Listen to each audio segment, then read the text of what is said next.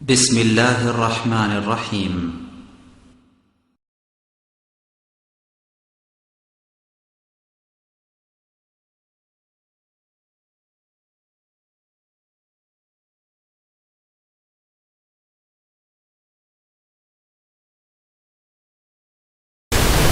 السلام عليكم ورحمة الله.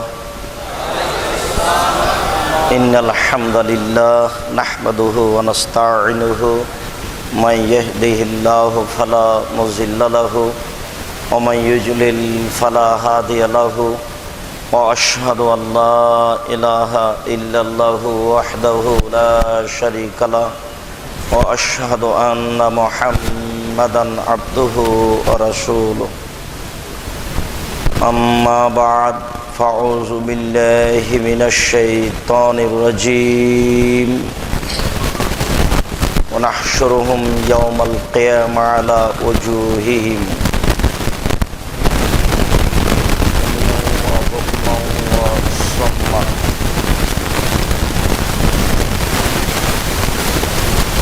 عن أبي هريرة رضي الله تعالى عنه قال قال رسول الله صلى الله عليه وسلم من سره أن ينظر إلى يوم القيامة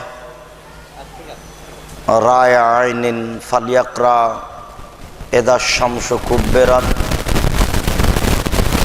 وإذا السماء انفطرت وإذا السماء انشقت إلى آخر الحديث. رواه أبو داود والنسائي والترمذي وابن ماجه بسند صحيح.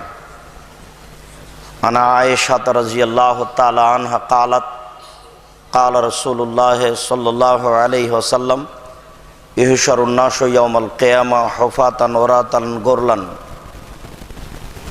قالت عائشة يا رسول الله الرجل والنساء جميعا ينظر بعضهم إلى بعض. فقال رسول الله صلى الله عليه وسلم আয়েশা الأمر أشد من ذلك أن ينظر بعضهم إلى بعض. رواه البخاري ومسلم.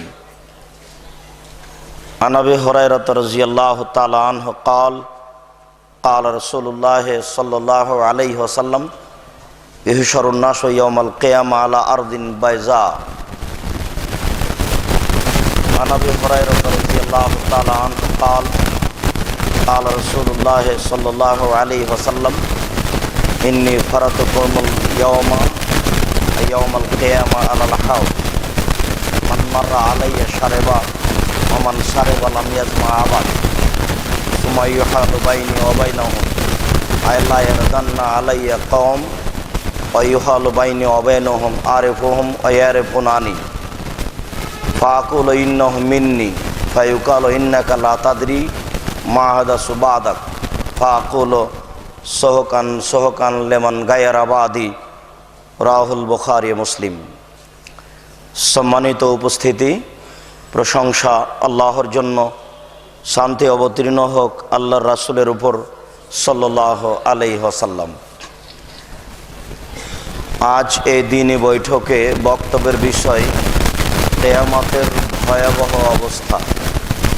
কিয়ামত দিবসের ভয়াবহ অবস্থা সম্পর্কে এক গুরুত্বপূর্ণ তথ্যবহল বিবরণের চেষ্টা করব ইনশাআল্লাহুল আজিজ। উল্লিখিত বিষয়ের উপরে কথা বলার পূর্বে নীতিগতভাবে দুটি কথা। তার প্রথম কথা হচ্ছে, আপনারা যে যেখানে আছেন আপনাদের প্রয়োজন থাকলেও অল্প সময়ের জন্য চলাচল বন্ধ করে, কথাবার্তা বন্ধ করে, ক্রয় বিক্রয় লেনদেন বন্ধ করে বক্তব্য শোনার জন্য প্রাণপণে চেষ্টা করুন। এরপরে আপনাদের সাথে দ্বিতীয় কথা, আপনাদের পরিচয়ে আল্লাহ তাআলা বলেন অকালু সামিনা ওয়া আতানা। শ্রোতা হচ্ছে ওরাই যারা বলে আমরা শুনেছি ও মেনেছি। শুনে আপনাকে মানতে হবে, মানতে আপনি বাধ্য। দুনিয়াতে কোনো মানুষ যদি দিন ধর্ম না শুনে না বুঝে দুনিয়া থেকে চলে যায়, তবুও তার বিচারের মাঠে বিচার হবে। মানুষের তো বিচার হবেই, পশু প্রাণীরও বিচার হবে। একটা শিংওয়ালা পশু যদি অশিংওয়ালা পশুকে গুতা মেরে থাকে, তাহলে আল্লাহ তাআলা বিচারের মাঠে অশিংওয়ালা পশুকে শিং দিয়ে বলবেন যে তুমি গুতা মেরে পরিশোধ করে নাও। মানুষের তো বিচার হবেই, পশু প্রাণীরও বিচার হবে। অতএব আমরা বক্তব্য শুনে মানলেও বিচার হবে, না মানলেও বিচার হবে। বিচার মানুষের হবেই। আর মানুষের জন্যই জাহান্নাম জান্নাত, পশু প্রাণী জাহান্নাম জান্নাতে যাবে না। আমরা যেটা শুনেছি যে আসহাবে কাহাফের সাথে যে কুকুরটি ছিল, সেই কুকুরটি জান্নাতে যাবে, এ কথা মিথ্যে। আল্লাহ তাআলা বলেছেন মানুষ এবং জিন দিয়ে জাহান্নাম পূর্ণ করা হবে, মানুষ এবং জিনকেই জান্নাতে দেওয়া হবে, অন্য কোনো পশু প্রাণী জান্নাতে যাবে এ কথা আল্লাহ রাসূল বলেননি। কাজেই বক্তব্য শুনে আপনাদের মানতে হবে, বক্তব্য শুনে মানতে বাধ্য। যদি আপনি শুনে না মানেন, তাহলে এই বক্তব্য বিচারের মাঠে আপনার বিপক্ষে হবে। রাসূল সাল্লাল্লাহু আলাইহি ওয়াসাল্লাম বলেন, আল কোরআন হুজ্জাতুন লাকা ওয়া আলাইকা, কোরআন তোমার পক্ষেও হতে পারে, কোরআন তোমার বিপক্ষেও হতে পারে। যেহেতু আপনাকে বক্তব্য শুনে মানতে হবে, এই জন্য যারা কোরআন হাদিস বুঝে, যারা জানে, তাদের নিকটেই বক্তব্য শুনতে হবে। আল্লাহ তাআলা বলছেন, ফাসআলু আহলা যিকরি ইন কুনতুম লা তা'লামুন বিল বাইয়িনাতি ওয়াজ জুবুর। হে দুনিয়ার অজানা মানুষ, তোমরা জানা মানুষের নিকটে জানো প্রমাণ সহকারে। আল্লাহ তাআলা বলছেন যে জানা মানুষের নিকটে দিন ধর্ম জানতে হবে। আর বক্তৃতার জগৎ এমন একটা জগৎ যে এখানে কোনো বিদ্যা লাগে না। যার থুথির জোর সেই বক্তা, যে জোরে বলতে পারে সেই বক্তা, যে কণ্ঠ দিয়ে বলতে পারে সেই বক্তা। অথচ আল্লাহ তাআলা বলছেন যে তোমরা জানা মানুষের নিকটে জানো, এটা আল্লাহর আদেশ। আর প্রমাণ সহকারে জানতে হবে। আপনাদের জন্য 1 নম্বর জরুরি কাজ, বক্তব্য শুনে মানতে হবে। 2 নম্বর জরুরি কাজ, জানা মানুষের নিকটে জানতে হবে। 3 নম্বর প্রমাণ সহ জানতে হবে। ধর্ম প্রমাণ ছাড়া চলে না। কোনো কাজ আপনি প্রমাণ ছাড়া করতে পারবেন না। রাসূল সাল্লাল্লাহু আলাইহি ওয়াসাল্লাম বলেন, আদ-দুনিয়া সিজনুন লিল মুমিন ওয়া জান্নাতুন লিল কাফির। দুনিয়া হচ্ছে মুমিনের জন্য কারাগার, আর কাফেরের জন্য একটা বাগান, আনন্দের জায়গা। তো আমরা তো বুঝতে পারি না কারাগার কিভাবে। কারাগার মানে ইচ্ছা মতো স্ত্রীর সাথে কথা বলতে পারে না, একে বলে কারাগার। কারাগার মানে ইচ্ছা মতো ছেলে মেয়ের সাথে কথা বলতে পারে না, এর নাম কারাগার। কারাগার মানে ইচ্ছা মতো হাটে বাজারে যেতে পারে না, এর নাম কারাগার। আমাদের নবী আমাদেরকে বলছেন যে মুমিন যারা, তারা কারাগারে আছে। আমরা তো বুঝতে পারছি না কারাগার কিভাবে।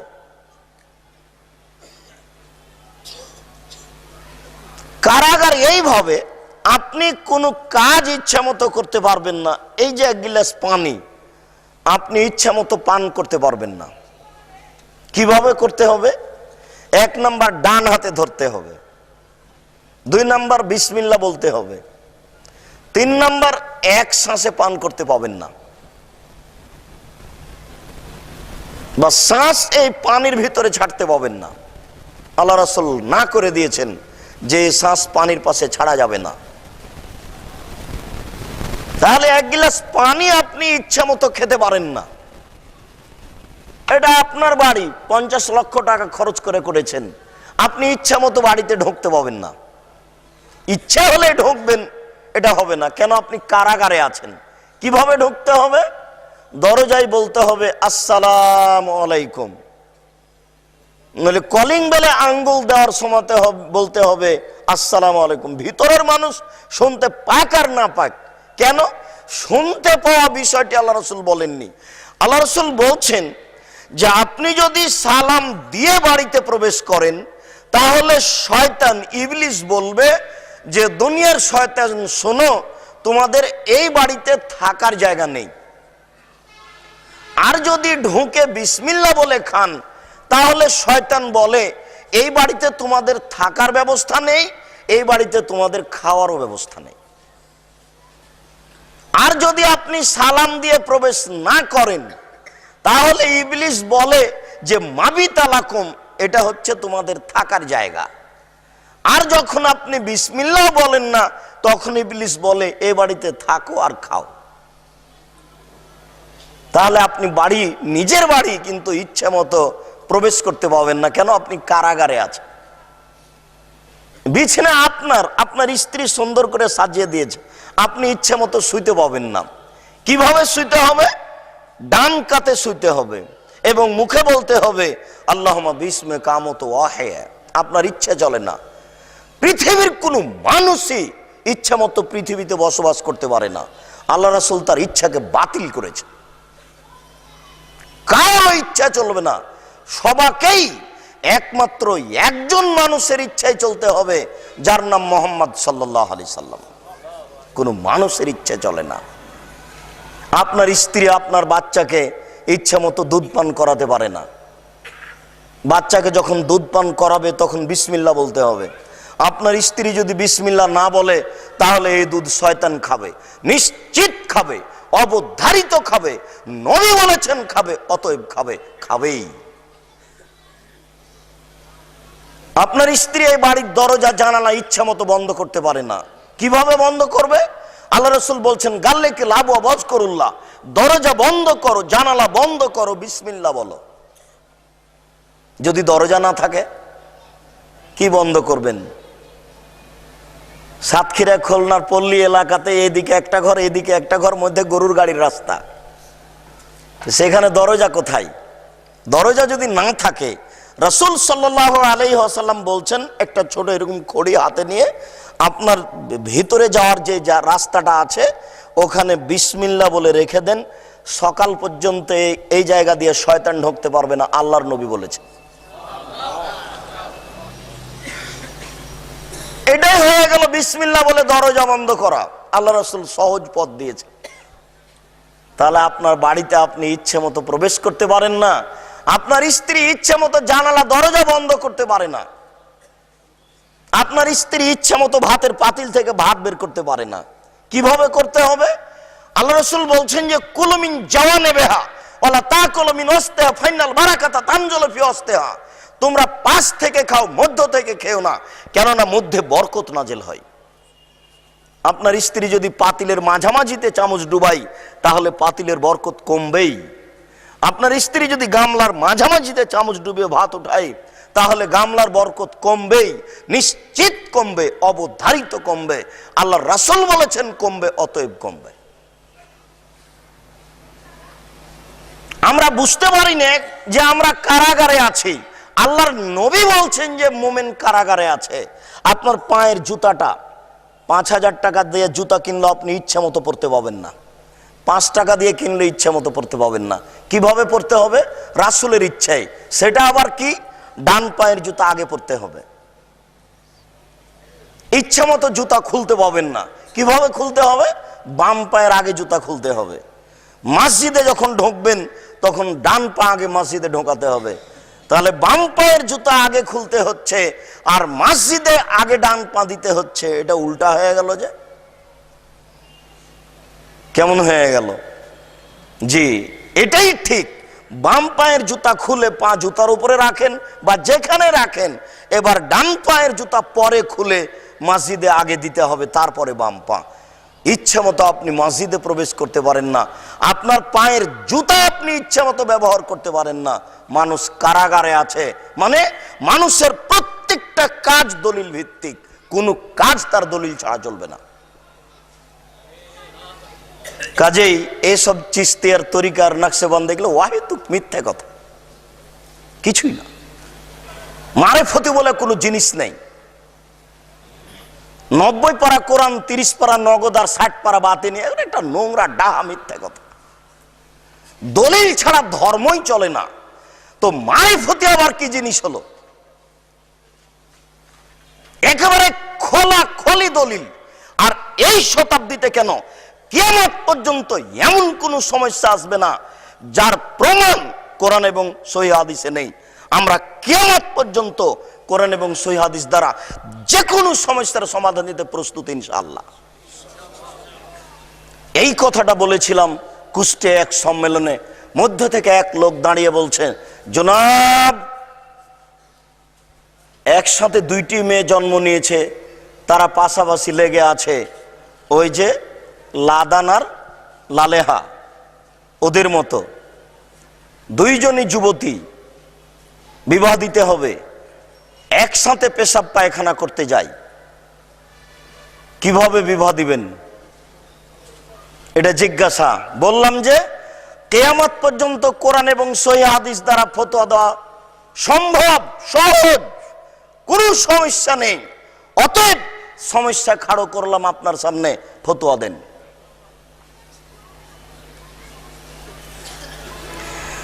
জনাব, আগে এরূপ মেয়ে নিয়ে আসেন 2টে, এবং একটা ছেলে বিবাহ করতে চাচ্ছে, এটা প্রস্তুত করান। ছেলেও বিবাহ করতে চাচ্ছে, মেয়েও 2টা এরকমই আছে, এবার ফতোয়া নিয়ে আসেন। এবার ফতোয়া যদি আপনি খাড়ো করেন, তাহলে বলতে হবে বড় ডাক্তারের কাছে আশ্রয় নেন। বড় ডাক্তার যদি এদের পৃথক করতে পারে তাহলে ভালো, যদি পৃথক করতে না পারে তাহলে একজনের সাথে বিবাহ দিতে হবে। কেন? আল্লাহ তাআলা বলছেন, লা ইউকাল্লিফুল্লাহু নাফসান ইল্লা উসআহা। আল্লাহ মানুষের উপরে এমন বিধান চাপাবেন না, চাপাননি যেটা মানুষ বহন করতে পারবে না। এর সহজ কথা। কিয়ামত পর্যন্ত এমন কোন বিধান মানুষের উপরে আসবে না যেটা মানুষ বুঝে না বা মানুষ বহন করতে পারবে না। মানুষ পশু প্রাণীর মতো চলছে সেটা ভিন্ন কথা। মানুষ মানুষ কখন? মানুষ তো বুঝে না যে আমি মানুষ। মানুষ মানুষ হতে পারে কখন? এই তো রাস্তাঘাটে চলছে, যার ইচ্ছা যেটা সে সেটা করছে। এটা তো মানবতা নয়। মানুষ মানুষ হতে পারে 3টি পদ্ধতিতে। মানুষ মানুষ হতে পারে 3টি পদ্ধতিতে। এক, মানরা মিনকুম মুনকারান ফালিগাইরুহু। যে কোনো অন্যায় দেখলে যে কোনো মূল্যে ঠেকাতে হবে, তখন সে মানুষ। যদি সম্ভব না হয়, ফাবিলিসানিহি, মুখে ঠেকাতে হবে, তখনও সে মানুষ। ফাইলাম ইস্তাতে, যদি মুখে ঠেকানো সম্ভব না হয় তাহলে অন্তরে ঘৃণা করতে হবে, তখনও সে মানুষ। যদি অন্তরে ঘৃণা না করে তাহলে সে মানুষ নয়। এই লোকটা তাহাজ্জুদ পড়ার পরে এই টিভির সামনে ল্যাংটা মেয়ের সামনে বসে আছে, এ মানুষ নয়। এ ঘৃণা করে না, এ ভালোবাসে বলে বসে আছে। তাহাজ্জুদ পড়ার পরে মুরব্বী চলে গেছে টিভি নিয়ে ইন্ডিয়ায়, লন্ডনে, বাইরে, বহির্বিশ্বে চলে গেছে, মানুষ নয়। মানুষ 3টি পদ্ধতিতে মানুষ হতে পারে। যে কোনো অন্যায়কে যে কোনো মূল্যে ঠেকাতে পারে, তখন সে মানুষ। যে কোনো অন্যায়কে মুখে বলে, তখনও সে মানুষ। যে কোনো অন্যায়কে ঘৃণা করে, তখন সে মানুষ। যখন ঘৃণা করে না, তখন সে মানুষ নয়, সে পশু। সে পশুর চেয়েও খারাপ। তাই আল্লাহ তাআলা বলছেন, অতীন, ডমর ফলের কসম, অজাইতুন, জাইতুর ফলের কসম, ও তুরে সিনিন, তুর পাহাড়ের কসম, ওয়াহাদাল বালাদিল আমিন, এই মক্কা শহরের কসম, লাকাদ খালাকনাল ইনসানা ফি আহসানি তাকবীম, আমি মানুষকে অতীব উত্তম করে সুন্দর আকৃতিতে সৃষ্টি করেছি।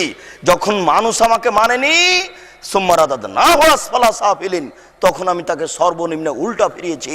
তখন সে আর মানুষ নয়, তখন সে পশু। সে পশুর চেয়েও খারাপ।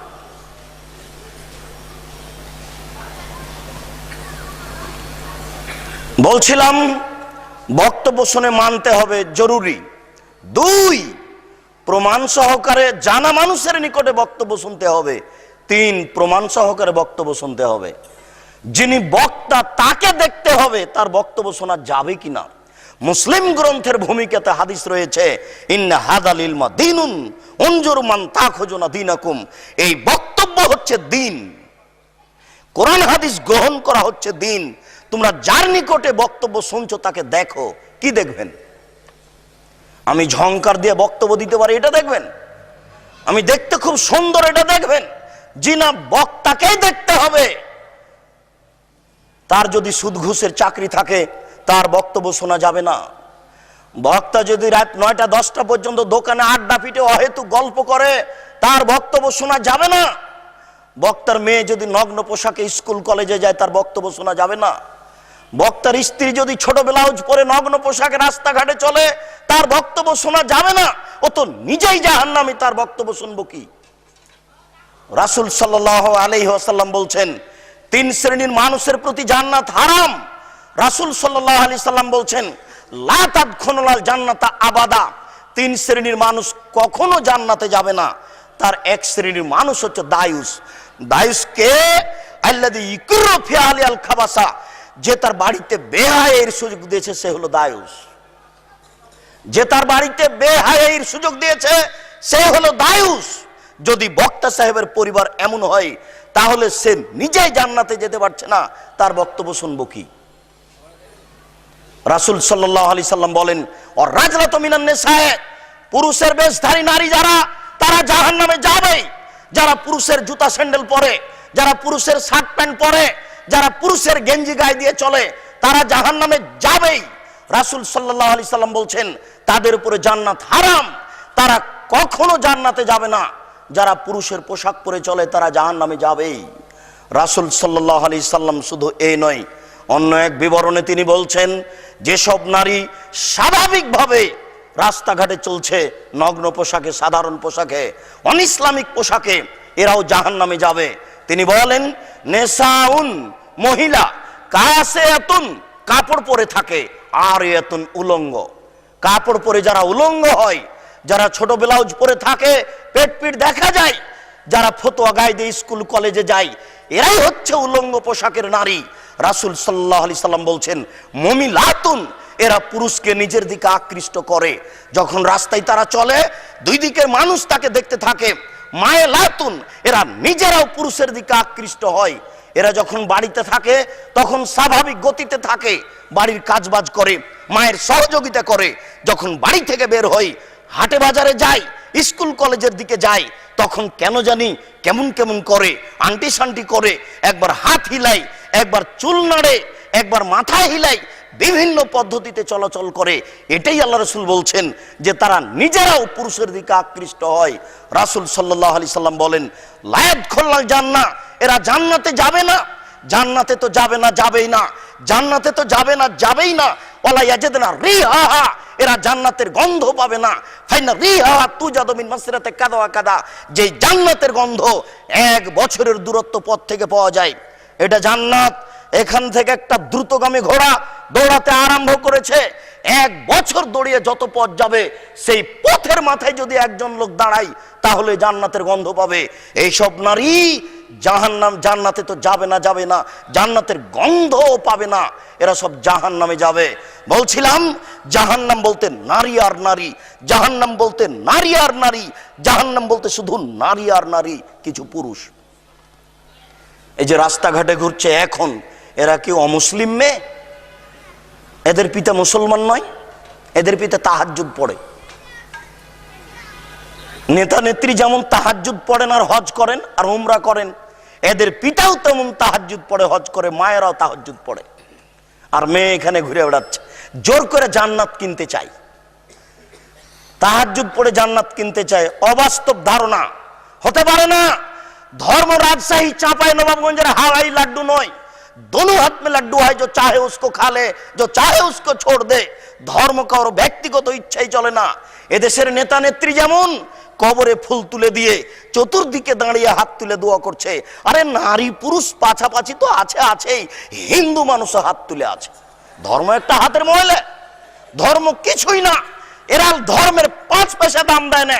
एरा मोहम्मद सल्लल्लाहु आलैहि साल्लाम के चिने ना, एरा आल्लाह के चिने ना, एरा धर्म के जाने ना। धर्म की जिनिस, धर्म एদের হাতের ময়লা। দেশের টাকা পয়সাকে যেমন লুটপাট করে খেতে হবে, টাকা পয়সা হচ্ছে হাতের ময়লা, তেমন ধরে নিয়েছে ধর্ম হচ্ছে হাতের ময়লা। হতে পারে না। দেশের অর্থ সম্পদকে যেমন হাতের ময়লা মনে করে লুটপাট করে খাবে, দেশের মানুষকে যেমন অন্যায়ভাবে হত্যা করা একটা স্বাভাবিক মনে করে, তেমন ধর্মকে তারা স্বাভাবিক মনে করে। অথচ ধর্মকে ভয় করা উচিত ছিল। বলছিলাম, সম্মানিত দিনী ভাই, আপনাকে বক্তব্য শুনে মানতে হবে, যার বক্তব্য শুনছেন তাকে দেখতে হবে। কি দেখবেন? মাথায় নেতা নেত্রীর ছবি রেখে আমার সামনে বসে বক্তব্য দিচ্ছে, আশ্চর্য। জাতির সামনে বক্তব্য দেন মাথার উপরে নেতা নেত্রীর ছবি রেখে। একদিন রাসূল সাল্লাল্লাহু আলাইহি সাল্লাম খুব সকালে মুখটা ভারী করে খুব চিন্তিত অবস্থায় বসে আছেন, মুখটা মলিন হয়ে আছে। উম্মু সালমা রাদিয়াল্লাহু তাআলা আনহা বলছেন, আল্লাহর নবী, আপনি মুখ মলিন করে বসে আছেন কেন? কি হয়েছে? তখন আল্লাহ রাসূল বললেন, শোনো, জিবরাইল আমার সাথে ওয়াদা করেছিলেন তিনি গত রাতে আমার সাথে সাক্ষাৎ করবেন। উম্মু সালমা, শোনো, জিবরাইল আমার সাথে ওয়াদা করেছিলেন তিনি আমার সাথে গত রাতে সাক্ষাৎ করবেন। রাত পার হয়ে গেল, জিবরাইল আসলেন না। আমি বুঝতে পারি না ঘটনা কি। তাহলে কি আমার কোনো ভুল হলো? কেন জিবরাইল আসলেন না? এই কথা শুনেই উম্মু সালমা উঠে একটু ঘরের দিকে ঢুকলেন, দেখি ঘরে কিছু আবর্জনা অপরিষ্কার কিছু আছে কিনা। এই চিন্তা করে উঠে রাসূলের বিছানার নিচে দেখছেন, খাটের নিচে দেখছেন একটা কুকুরের বাচ্চা। তিনি কুকুরের বাচ্চাটাকে বের করলেন, বাইরে ফেলে দিয়ে আসলেন। রাসূল সাল্লাল্লাহু আলাইহি সাল্লাম নিজে হাতে উঠে পানি নিয়ে যেখানে কুকুর বসেছিল সেখানে পানি ছিটিয়ে দিলেন। পানি ছিটাতে না ছিটাতে জিবরাইল চলে এসেছেন। আল্লাহ রাসূল বললেন, জিবরাইল, আপনি আমার সাথে ওয়াদা করেছিলেন গত রাতে সাক্ষাৎ করবেন, আসেন নিজে। আল্লাহ রাসূলের সামনে আসতেই তিনি বলছেন, জিবরাইল, আপনি আমার সাথে ওয়াদা করেছিলেন যে গত রাতে আপনি আসবেন, আপনি আসেননি, ওয়াদা করেছিলেন। তখন জিবরাইল আলাইহিস সালাম বলছেন, জি এসেছিলাম, আপনার দরজা থেকে ফিরে গেছি।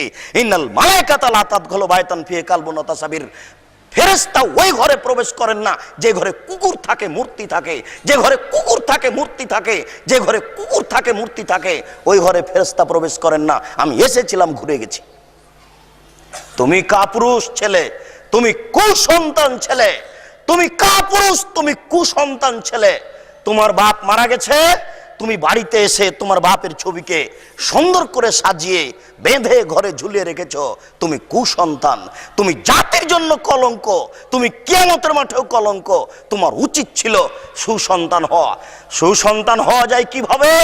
পিতাকে কবর দিয়ে বাড়িতে ঢুকে পিতার একটা পাসপোর্ট সাইজের ছবি ছিল, ওটাকে টুকরা টুকরা করে ছিঁড়তে হবে, এরপরে ফেলে দিয়ে আবার কবরের পাশে যেতে হবে, কবরের পাশে হাত তুলে দোয়া করতে হবে, রব্বির হামহুমা কামা রাব্বায়ানি সাগীরা।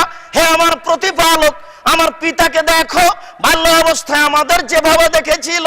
রব্বিক ফিরলি ওয়ালা ওয়ালাদাইয়া, হে আল্লাহ তুমি আমাকে ক্ষমা করো, আমার পিতা মাতাকে ক্ষমা করো। আল্লাহুম্মা গফিরলি আবি ওয়ারফা দারজাতাহু ফিল মাহদিন ওয়াবসালাহু ফি কবরিহি ওয়া নাব্বিরলাহু ফিহি। আল্লাহ তুমি আমার পিতাকে ক্ষমা করো, তাকে উচ্চ মর্যাদা দান করো, তুমি তার কবরকে প্রশস্ত করো, তুমি তার কবরকে আলোকিত করো। এ হচ্ছে সুসন্তান। বক্তা সাহেব মাথার উপরে নেতা নেত্রী রেখে জাতির সামনে বক্তব্য দিবেন, তার বক্তব্য শুনতে হবে? জি না, এটা হতে পারে না। যিনি পেশাজীবী, 10,000 টাকা আগে অ্যাকাউন্টে জমা দিতে হবে, পরে আবার 10,000, 20,000 অ্যাকাউন্টে দিতে হবে, পরে আবার দিতে হবে। একটু কম হলে মুখ কালো হয়ে যায়, বুঝে নিতে হবে এ পেশাজীবী, এ বক্তা নয়, এ বক্তাকে দাওয়াত দিতে হবে না। যারা আকীদার ত্রুটি আছে তাকে দাওয়াত দিতে হবে না। ওই এখনো বুঝতে পারেনি আমার সাথে আর তার সাথে আল্লাহতে গন্ডগোল। এই যুবক, তোমার বিদ্যাও নেই, তোমার বুদ্ধিও নেই। তুমি ওই যুবকের মতো যেই যুবক মাঠে নেমে বলছে অমুকের চরিত্র ফুলের মতো পবিত্র, ওর যেমন বিদ্যাও নাই, বুদ্ধিও নাই। এই ছেলে তুমিও তাই, তুমিও তাই। শোনো, তোমাকে আমি বুঝিয়ে বলি, ওই লোকটা মাঠে নেমে বলছে অমুকের চরিত্র ফুলের মতো পবিত্র, অথচ এই যুবকের জানা নাই যে এর চরিত্র ফুলের মতো পবিত্র কিনা। এই যুবক, তুমি মাঠে নেমে যে কথা বলছো, তুমি জানো বিচারের মাঠে তোমার মন্ত্রী এমপি কে আল্লাহ বলবেন, ও মন্ত্রী সাহেব, ওই যে টিনটা একটু কাঁধে নাও, টিন, ওই যে গমের বস্তাটা নেও, নিয়ে হাঁটো। আল্লাহ রাসূল বলছেন যে উট যদি হয় এটা, তাহলে উটের শব্দ করবে। এটা যদি ঘোড়া হয় তো কাঁধে চড়ে ঘোড়ার শব্দ করবে, এটা যদি ছাগল হয় তাহলে কাঁধে চড়ে ছাগলের শব্দ করবে, আর এটা যদি জড় বস্তু হয় তাহলে চুপচাপ থাকবে। আর ওই এমপি সাহেব, মন্ত্রী সাহেব এই বস্তা কাঁধে করে হাঁটবে। আপনার মন্ত্রীকে যদি আল্লাহ এই বস্তাটা কাঁধে করে একদিন হাঁটতে বলেন তাহলে সময় হলো 50,000 বছর। আপনার মন্ত্রীকে যদি আল্লাহ এই বস্তাটা কাঁধে করে হাঁটতে বলেন 3 দিন, সময় হলো 1.5 লক্ষ বছর। তুমি যুবক জানো অমুকের চরিত্র ফুলের মতো পবিত্র বলছো? এসব জাতি, এসব জনগণ এরা দেশকে লুটে খাচ্ছে, আর তুমি বলছো অমুকের চরিত্র ফুলের মতো পবিত্র। মানে এই যুবক, তোমাকে বলতে এসেছি, তুমি কি করে তার বক্তব্য শুনতে যাও, তাকে দাওয়াত দিতে যাও? তার সাথে আমার আল্লাহতে গন্ডগোল, ওই হুজুরের সাথে আমার আল্লাহতে গন্ডগোল। তোমার হুজুরের আল্লাহ সব জায়গাতে থাকেন, আমার আল্লাহ সপ্তম আকাশের উপরে থাকেন। তোমার হুজুরের আল্লাহ নিরাকার, আর আমার আল্লাহর আকার আকৃতি আছে অনেক। তার মধ্যে তোমাকে একটু দেখাই, 1 মিনিট। বিচারের মাঠে আল্লাহ বলবেন, জাহান্নাম তুমি কি পূর্ণ? জাহান্নাম তুমি কি পূর্ণ? জাহান্নাম তুমি কি পূর্ণ? তখন জাহান্নাম বলবে, হালমি মাজিদ, আর কি কিছু আছে? তাহলে জাহান্নাম মানুষ দিয়ে পূর্ণ হবে না। তখন আল্লাহ তাআলা তার পাখানাকে জাহান্নামে ঢুকিয়ে দিবেন। তখন জাহান্নাম বলবে, তপ তপ তপ, যথেষ্ট যথেষ্ট যথেষ্ট। এ দেখো বুখারীর হাদিস, আল্লাহর পা আছে, যার আকৃতি আছে, তাই জাহান্নাম পূর্ণ হয়ে যাবে। তোমার হুজুরের আল্লাহ নিরাকার, আর আমার আল্লাহর আকার আকৃতি আছে, তুমি ওকে দাওয়াত দিলে কি করে? তোমার হুজুরের নবী নূরের তৈরি, আর আমার নবী হচ্ছেন মাটির তৈরি। বিশাল পার্থক্য। নূরের তৈরি যারা, তারা খায় না, চলাচল করে না। নূরের তৈরি হচ্ছেন ফেরেশতা, মাটির তৈরি হচ্ছে মানুষ, আর আগুনের তৈরি হচ্ছে জিন।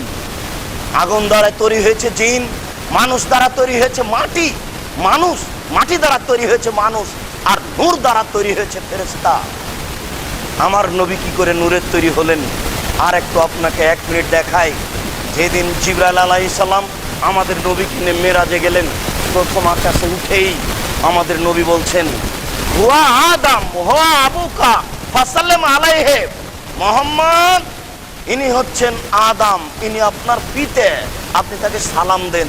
আমাদের নবী একটু আগিয়ে গেলেন, গিয়ে বলছেন, আসসালামু আলাইকুম ইয়া আবি, আমার আব্বা আপনাকে সালাম। তখন আদম আলাইহিস সালাম বললেন, ওয়া আলাইকুমুস সালাম ইয়া ইবনি সালেহ, নবী সালেহ, ও আমার সৎ ছেলে, ও সৎ নবী, তোমাকেও সালাম। আদম আলাইহিস সালাম মাটির তৈরি, সারা পৃথিবী জানে। আর মুহাম্মদ সাল্লাল্লাহু আলাইহি সাল্লাম যদি নূরের তৈরি হয়, তাহলে বাপ বেটা হলেন কি করে? আমাদের নবী বলছেন আব্বা, তখন আদম আলাইহিস সালাম বলছেন বেটা। একবারে হুবাহু মুখের উপরে কথা। সপ্তম আকাশের উপরে চলে গেলেন, আমাদের নবীকে জিবরাইল আলাইহিস সালাম বলছেন, হুয়া ইব্রাহিম হুয়া আবুকা ফাসাল্লিম আলাইহি, ইনি হচ্ছেন ইব্রাহিম, ইনি আপনার পিতা, আপনি তাকে সালাম দেন। আমাদের নবী আগিয়ে গেলেন, আগিয়ে গিয়ে বলছেন, আসসালামু আলাইকুম ইয়া আবি, ও আমার আব্বা আপনাকে সালাম।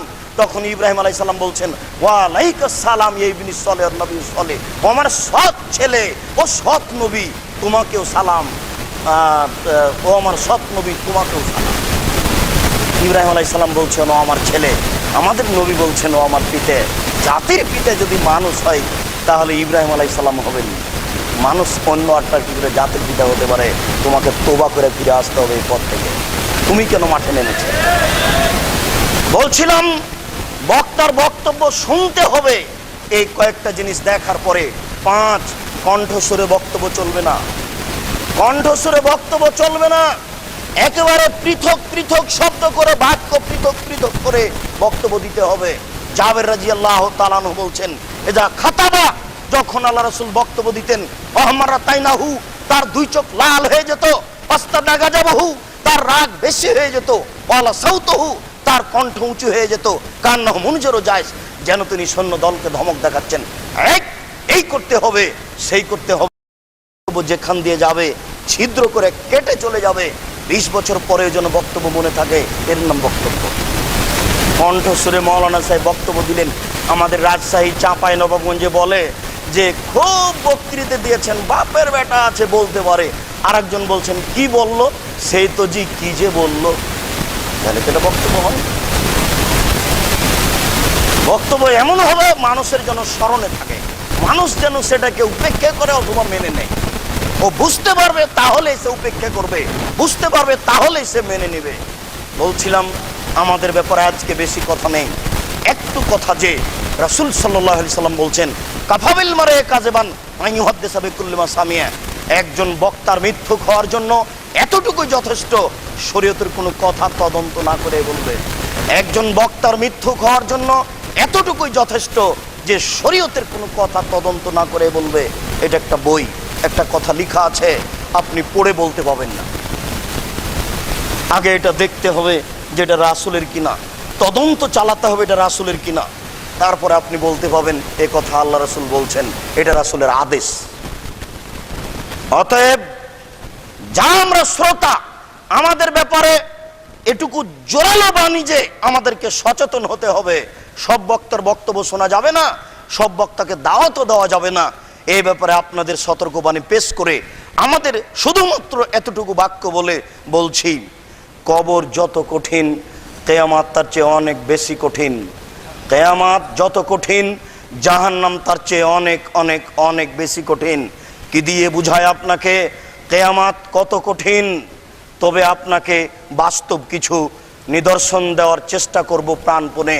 শুনুন, আবু হুরায়রা রাদিয়াল্লাহু তাআলা আনহু বলেন, রাসূল সাল্লাল্লাহু আলাইহি ওয়াসাল্লাম বলেছেন, মান সাররাহু আন ইয়ানজুরা ইলা ইয়াউমিল কিয়ামা, কেউ যদি এইভাবে খোলাখলি স্বচক্ষে কিয়ামতকে দেখতে চায়, এইভাবে দুই চোখে যদি কেউ কিয়ামতকে দেখতে চায়, ফাল ইয়াকরা, তাহলে সেজন্য পড়ে এজা শামস কুব্বেরাত, এদা সামাউন ফাতারাত, এদা সামাউন শাক্কাত।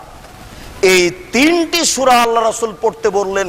কেউ যদি স্বচক্ষে খোলাখলি ভাবে কিয়ামতকে দেখতে চায়, দেখুন তো একটু। বিসমিল্লাহির রহমানির রহিম। এদা শামস কুব্বেরাত, যেই দিন সূর্যকে গুটিয়ে ফেলা হবে।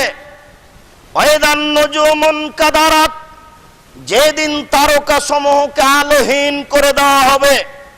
ওয়াইদাল জিবাল সুইরাত, যেদিন পাহাড় সমূহকে চলমান করে দেওয়া হবে। কোটি কোটি মন ওজনের পাথর পাহাড় আকাশে উঠবে। ওয়াইদাল জিবাল সুইরাত, যেদিন পাহাড় সমূহকে চলমান করে দেওয়া হবে। ওয়াইদাল ইশার উত্তেলাত, যেদিন 10 মাসের পেট পূর্ণ উটনি বাচ্চা দিবে দিবে এরকম অবস্থায় ছেড়ে দেওয়া হবে। মানুষ এই উটনির প্রয়োজন মনে করবে না, কোটি টাকার ব্যবসার দোকান ছেড়ে দিবে। সেই দিনই কিয়ামত। ওয়াইদাল ওহুশ হুশরাত, যেদিন হিংস্র প্রাণীকে একত্রিত করা হবে। ওয়াইদাল বিহার সুজ্জিরাত, যেদিন সাগর সমূহে আগুন লাগিয়ে দেওয়া হবে। ওয়াইদান নুফুস জুব্বেজাত, যেদিন প্রত্যেকটা দেহের সাথে আত্মাকে জড়িয়ে দেওয়া হবে। যত প্রাণী পৃথিবীতে এসেছে, যত আছে, যত আসবে, প্রত্যেকটা প্রাণীর দেহের সাথে তার আত্মাকে জড়িয়ে দেওয়া হবে। ওয়াইদাল মাউদাতু সুইলাত, যেদিন পুঁতে দেওয়া মেয়েকে, পেটে নষ্ট করা মেয়েকে জিজ্ঞাসা করা হবে, বলতো বিআইয়ি যামবিন কুতিলাত, কোন অপরাধে তোমাকে হত্যা করা হয়েছে। ওয়াইদাস সুহুফু নুশিরাত, যেই দিন মানুষের আমল নামায় এইভাবে খুলে ধরা হবে। ওয়াইদাস সামাউ কুশিতাত, যেই দিন আকাশকে সরিয়ে দেওয়া হবে। ওয়াইদাল জাহিম সুইরাত, যেই দিন জাহান্নামকে ক্ষিপ্ত করে তোলা হবে। ওয়াইদাল জান্নাতু উজলিফাত, যেই দিন জান্নাতকে মানুষের নিকটে করে দেওয়া হবে। আলিমাত নাফসুম মা আহাজারাত, সেই দিন মানুষ জেনে নেবে কে কি নিয়ে উপস্থিত হয়েছে। শুনুন, মহান আল্লাহ বলেন, এদা সামাউন ফাতারাত, যেই দিন আকাশ ফেটে চৌচির হবে। ওয়াইদাল কাওয়াকিবুন তাসারাত, যেই দিন তারকা সমূহ ভেঙে বিক্ষিপ্ত হয়ে খুলে খুলে পড়বে। ওয়াইদাল বিহার ফুজ্জিরাত, যেই দিন সাগর উদ্দীলিত হয়ে উঠবে, সাগরে আগুন লাগিয়ে দেওয়া হবে। ওয়াইদাল কবুর বুসিরাত, যেদিন কবর সমূহ হতে মানুষকে বের করা হবে। আলিমাত নাফসুম মা কাদ্দামাত ওয়া আখারাত, সেই দিন মানুষ জেনে নেবে কি আগে পাঠিয়েছে কি পরে পাঠিয়েছে। মহান আল্লাহ বলেন, ইদাস সামাউন শাক্কাত, ইদাস সামাউন শাক্কাত, যেই দিন আকাশ ফেটে চৌচির হবে। ওয়াদানাত লিরাব্বিহা হুক্কাত, ফেটে চৌচির হবে, তার প্রতিপালকের আদেশেই হবে।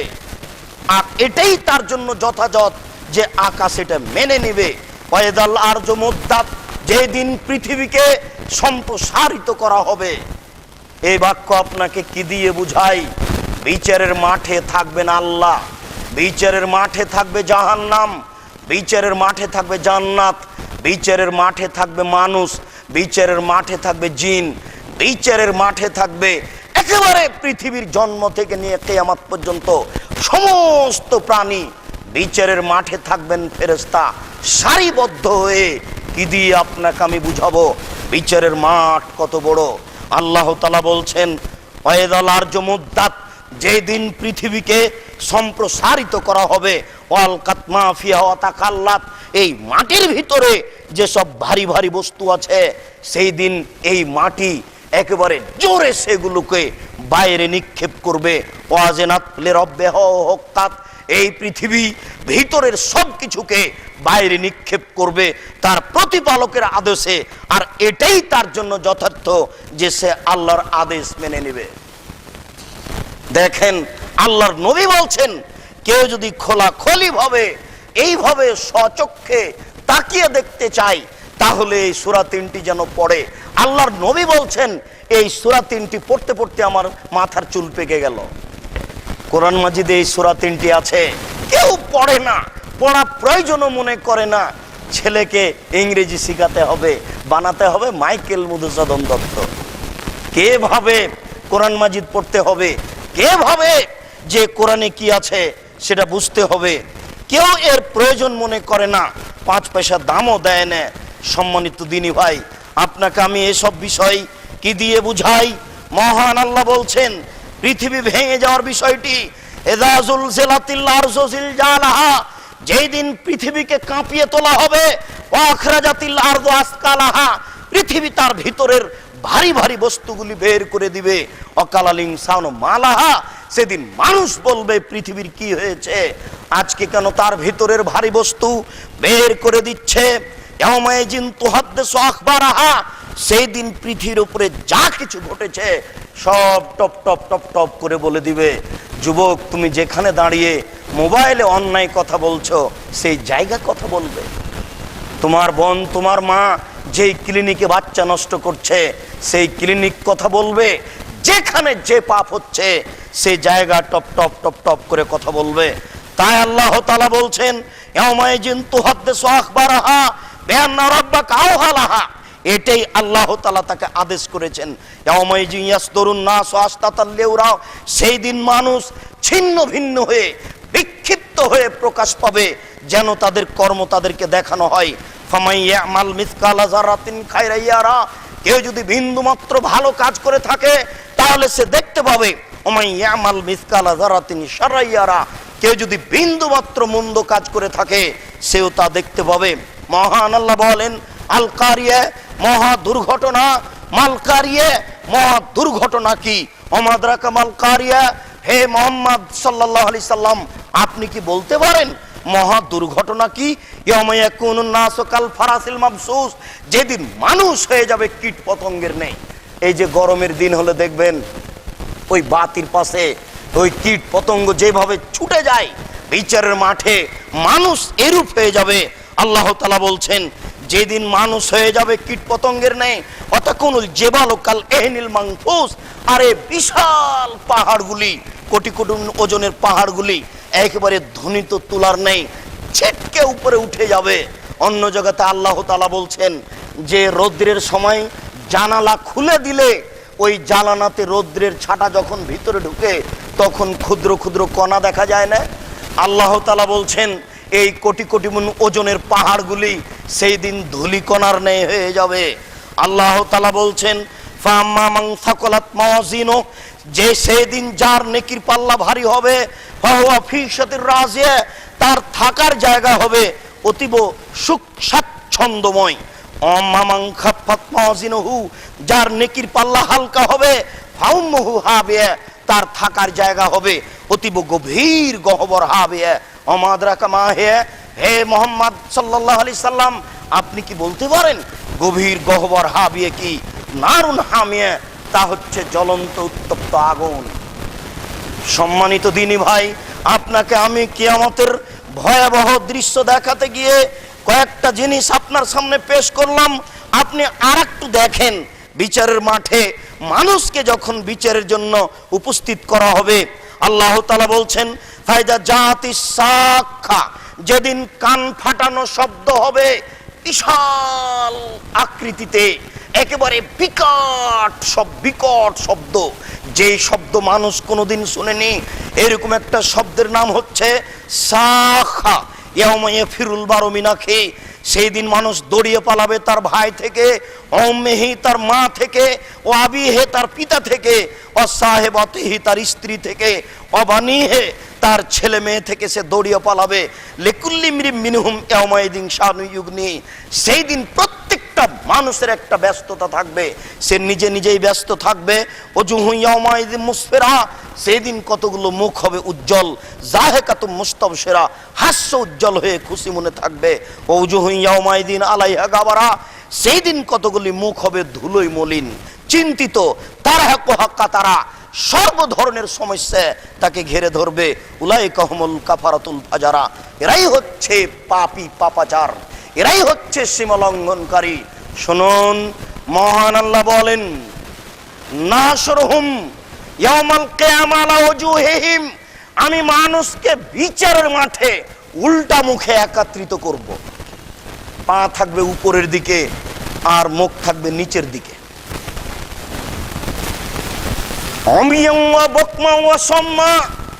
চোখে দেখবে না, কানে শুনবে না, বধির, অন্ধ, কানেও শুনবে না, চোখেও দেখবে না, এই অবস্থায় আমি তাকে বিচারের মাঠে উঠাবো। এরপরে আল্লাহ তাআলা বলছেন ওমাহু জাহান্নাম, তার থাকার জায়গা জাহান্নাম। কুল্লামা খাবাত জিদনাহুম, যতবার তার উপরে আগুন দুর্বল হয়ে যাবে ততবার আমি আগুনকে উত্তেজিত করব। আল্লাহ তাআলা বলছেন একশাহুমুল আযাব মিন ফাওকিহিম, বিচারের মাঠে শাস্তি তাকে উপর থেকে ঘিরে ধরবে। অমিন তাহাতে আরজুলিহিম, বিচারের মাঠে শাস্তি তাকে পায়ের দিক থেকে ঘিরে ধরবে।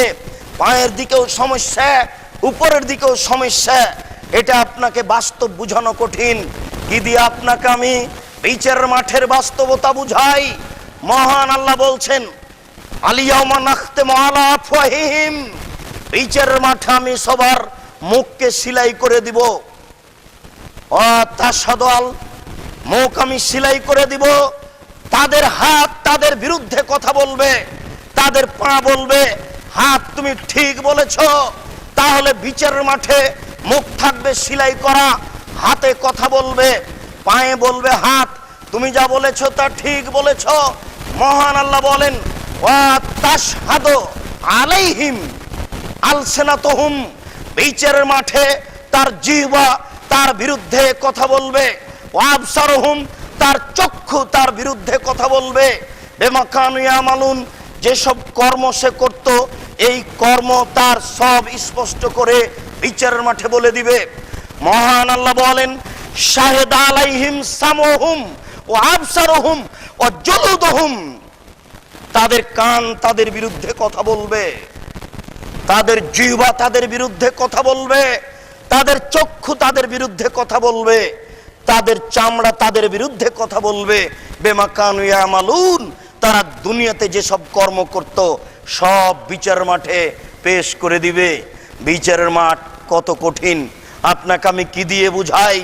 কবর যত কঠিন, কিয়ামতের মাঠ তার চেয়ে বেশি কঠিন। কিয়ামত যত কঠিন, জাহান্নাম তার চেয়ে অনেক অনেক অনেক বেশি কঠিন। একটু লোকটাকে যখন কবরে রাখা হবে, তখন দুইজন ফেরেশতা আসবেন। কবর বলতে বাড়ির পিছন দিকে একটা গর্ত, এ কথা নয়। যেখানে মারা যায় সেটাই কবর। বাঘের পেট হতে পারে, আগুনে ছাই হতে পারে, পানি হতে পারে। মরার পরে একটা সময় আছে, এই সময়টাকে বলা হয় আলামে বারজাক। এটাই হচ্ছে কবর। তার পাশে দুইজন ফেরেশতা এসে তাকে বসাবেন। তখন সে বুঝতে পারবে যে আমাকে বসানো হলো। কবর খুঁড়ে তা দেখা যাবে না যে তাকে বসানো হয়েছে। তাকে যখন জিজ্ঞাসা করা হবে, সে যদি সুন্দর উত্তর না দিতে পারে, আল্লাহর নবী বলছেন তাকে দুইজন ফেরেশতা মারবেন। যে ফেরেশতা চোখে দেখেন না, যে ফেরেশতা কানে শোনেন না, তাকে মারতে থাকবে। কোথায় মারছেন তার দেখা নেই, কিভাবে চিৎকার করছে তার জানা নেই। রাসূল সাল্লাল্লাহু আলাইহি সাল্লাম বলছেন, ইয়াসমাউ মা বাইনাল মাশরিক ওয়াল মাগরিব। সে বাপরে মারে করে চিৎকার করবে। এই বিশাল পৃথিবীর যত জীবজন্তু, কীট পতঙ্গ, পদার্থ, জড় পদার্থ আছে, সব কিছু শুনতে পাবে। এখান থেকে 50,000 কোটি কিলোমিটার দূরে যে বস্তু আছে, জড় বস্তু আছে, সেও শুনতে পাচ্ছে। আপনার এই বাড়ির পাশের কবরের শাস্তি আপনাকে আমি কি দিয়ে বুঝাই? সে কত জোরে চিৎকার করছে। কবরের শাস্তি আপনার ওই ক্যাসেটে দেখা যাবে না, ওটা মিথ্যে, ওটা ধর্মকে বিকৃত করার জন্য। আপনি যেটা দেখছেন টিভিতে, সিডিতে, এটা দেখা যাবে না। কবরের শাস্তি মানুষ শুনতেই পারে না, দেখতে পারে কি করে? কবরের শাস্তি মানুষ শুনতেই পারে না, দেখতে পারে কি করে? কবরের শাস্তি মানুষ শুনতেই পারে না, দেখতে পারে কি করে? এটা হতে পারে না। আমরা যে শুনেছি বা দেখেছি পেপার পত্রিকায়, যে সৌদি আরবের জনক ইমাম একদিন কবর খুঁড়ে দেখলেন যে লাশ, তাকে একটা সাপ লাশকে জড়িয়ে ধরে আছে। এই ছবিটা তিনি পেপারে দিয়ে সারা দেশে ছড়িয়ে দিলেন। এটা একটা মিথ্যে কথা। কবরের শাস্তি মানুষ শুনতেই পারে না, দেখতে পারে কি করে? কবরের শাস্তি মানুষ শুনতেই পারে না, দেখতে পারে কি করে? আল্লাহ রাসূল বলছেন, আল কবর আউয়াল মানজিল মিন মানাজিলিল আখির। মরে যাওয়ার পরে যতগুলো বিপদ রয়েছে, কবর তার প্রথম বিপদ। আল্লাহ রাসূল বলছেন, ফাইন নাজা মিনহু ফামাদ ওয়া আইসার মিনহু। যদি মানুষ কবর থেকে বেঁচে যায়, এরপরে যত স্তর আছে সব সহজ হয়ে যাবে। ওয়াইন্না মেনজু মিনহু ফাহাদ আসাদ্দু মিনহু। যদি মানুষ কবরে বাঁচতে না পারে, তাহলে এরপরে যত স্তর আছে সবারও কঠিন ও জটিল হয়ে যাবে। কবর যত জটিল, কিয়ামত তার চেয়ে অনেক বেশি কঠিন। কিয়ামত যত কঠিন, জাহান্নাম তার চেয়ে অনেক অনেক অনেক বেশি কঠিন। কি দিয়ে আপনাকে বুঝাই আমি কিয়ামত কত কঠিন? আবু হুরায়রা রাদিয়াল্লাহু তাআলা আনহু বলেন, রাসূল সাল্লাল্লাহু আলাইহি ওয়াসাল্লাম বলেছেন, ইহসারুন নাসু ইয়াউমাল কিয়ামা আলা আরদিন বাইদা। বিচারের মাঠে সমস্ত পুরুষ ও নারীকে একত্রিত করা হবে সমতল সাদা মাটির উপরে। মাটির রং হবে সাদা, মাটি হবে সমতল। কোনো সাগর থাকবে না, কোনো পাহাড় থাকবে না, কোনো উঁচু নিচু থাকবে না। সারা পৃথিবীকে সম্প্রসারিত করা হবে, সব সমান হবে। এই মাটির উপরে মানুষকে একত্রিত করা হবে। আল্লাহ রাসূল বলেছেন, যারা গাদ্দার তার পিছনে একটা করে পতাকা দেওয়া থাকবে। যারা জনগণের পয়সা আত্মসাৎ করেছে, নেতৃত্ব দিতে গিয়ে যারা টিন চুরি করেছে, যারা টাকা চুরি করেছে, যারা রাস্তাঘাটকে ধ্বংস করেছে, তাদের পিছনে একটা করে পতাকা থাকবে। আজকে যেমন 3 দিন আগেই বাংলাদেশের ছেলেরা বিজয় দিবসের পতাকা নিয়ে বেড়াচ্ছে, দেখাচ্ছে যে ঢাকা আগে জয়ী হয়েছে। তাই সবার কাছে বাংলাদেশি পতাকা কয়েকদিন আগে। অন্যান্য ডিস্ট্রিক্ট, গ্রাম অঞ্চল, পল্লী অঞ্চল তো ওরা যেদিন 16 ডিসেম্বর সেদিন পতাকা উঠাবে। আজকে 2-3 দিন আগে থেকেই ঢাকার লোকেরা পতাকা উড়াচ্ছে, বিজয় দিবস মানবে। এই জন্য বিজয় দিবস উপলক্ষে আপনার চক্ষু চিকিৎসার ব্যবস্থা করেছে আপনারও এতে বেড়ায়েতে বিজয় দিবস উপলক্ষে। বলে যায়নি আপনাকে, যদি কোনো দিবস মানতে হয় তাহলে মক্কা বিজয়ের দিন মানব। মুসলমান যদি কোনো দিবস মানে কোনটা মানবে? মক্কা বিজয়ের দিন মানবে। সেই দিন এই 12 লক্ষ বর্গ মাইল স্থানে কোরআনের হুকুম চালু হয়েছে। সেই দিনকে মানুষ মানতে পারে খুশির দিন বলে। পৃথিবীর কোন মানুষ মক্কা বিজয়ের দিনকে মানেনি। অতএব কোনো দিন মানুষের মানার যোগ্য হতে পারে না। যুবক, তুমি বিরোধিতা কি করবে? তোমাকে বলে যাচ্ছি, তুমি মনে রাখিও, আমি মুসলিম চিররণবীর মরণকে করি না ভয়। মরলে শহীদ, বাঁচলে গাজী, উভয় সমান। মরেও যতটুকু, বাঁচাও ততটুকু। মরলেও জান্নাতি, বাঁচলেও জান্নাতি। জেলেও যতটুকু, ছেলেও ততটুকু। জেলের বাইরে যতটুকু, ভিতরে ততটুকু। উভয়ই সমান। আমি মুসলিম চিররণবীর মরণকে করি না ভয়। তুমি কাপুরুষ, তুমি কাপুরুষ, তুমি কাপুরুষ, তুমি অশিক্ষিত, তুমি মূর্খ, তুমি অজ্ঞ, তুমি ভিতরে জাহেলিয়াত পরিপূর্ণ। তুমি কেন রাস্তায় মূর্তি তুলে এইভাবে করে বেড়াচ্ছ? তোমাকে আবার কখয় ভর্তি হয়ে, অনে ভর্তি হয়ে বিদ্যা অর্জন করতে হবে জাতির কল্যাণ চাইলে। বলছিলাম, সম্মানিত দিনী ভাই, রাসূল সাল্লাল্লাহু আলাইহি সাল্লাম বলেন, বিচারের মাঠে নারী পুরুষকে একত্রিত করা হবে। প্রত্যেক গাদ্দারের পিছনে একটা করে পতাকা দেওয়া থাকবে। পৃথিবীর মানুষ দেখবে ওই যে গাদ্দার, পৃথিবীর মানুষ দেখবে ওই যে গাদ্দার। মহান আল্লাহ বলছেন, জাহান্নামীদেরকে বিচারের মাঠে পিছন দিকে হাত বেঁধে নিয়ে যাওয়া হবে। কেন? বিচারের মাঠ থেকে কেউ পালিয়ে যাবে নাকি? গায়েবান্ধা, রংপুর গায়েবান্ধা পলাশবাড়ির মুজিবুর বিএসসি বলেছিলেন যে আমি জেলে যেতে রাজি আছি, কিন্তু আমার হাতে যেন হাত কড়া দেওয়া না হয়। এটা আমার জন্য লজ্জাজনক ব্যাপার, আমি এমনিতেই জেলে যাব। সেদিন ইন্দিরা গান্ধীর হাত পিছন দিকে বাঁধা থাকবে, মহারানী ভিক্টোরিয়া এলিজাবেথের হাত পিছন দিকে বাঁধা থাকবে, সেদিন ফেরাউনের হাত পিছন দিকে বাঁধা থাকবে। দেখা যাবে কে হাত খুলে দেয়, দেখা যাবে কিয়ামতের মাঠ কাকে বলে, কিয়ামত কাকে বলে। আপনাকে আমি অক্ষরে অক্ষরে প্রাণপণে চেষ্টা করব বুঝানোর।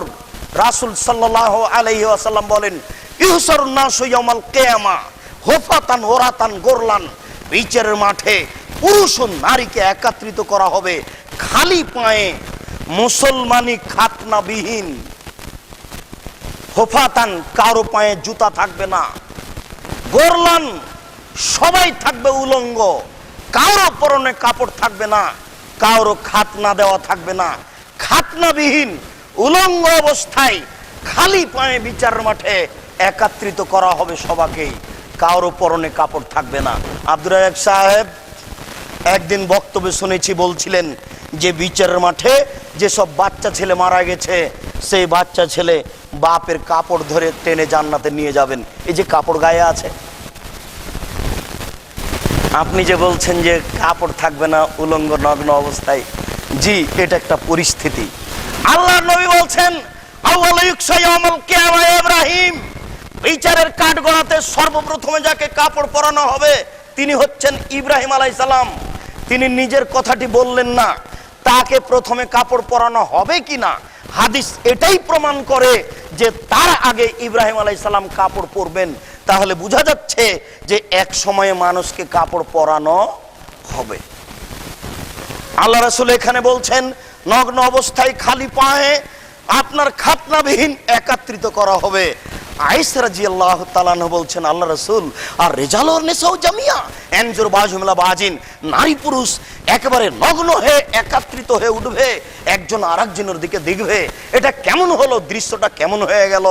তখন আল্লাহ রাসূল বলছেন, আয়েশা আল আমরা শব্দ আনজুর বাজুল বাজিন, সমস্যা এর চেয়ে অনেক কঠিন।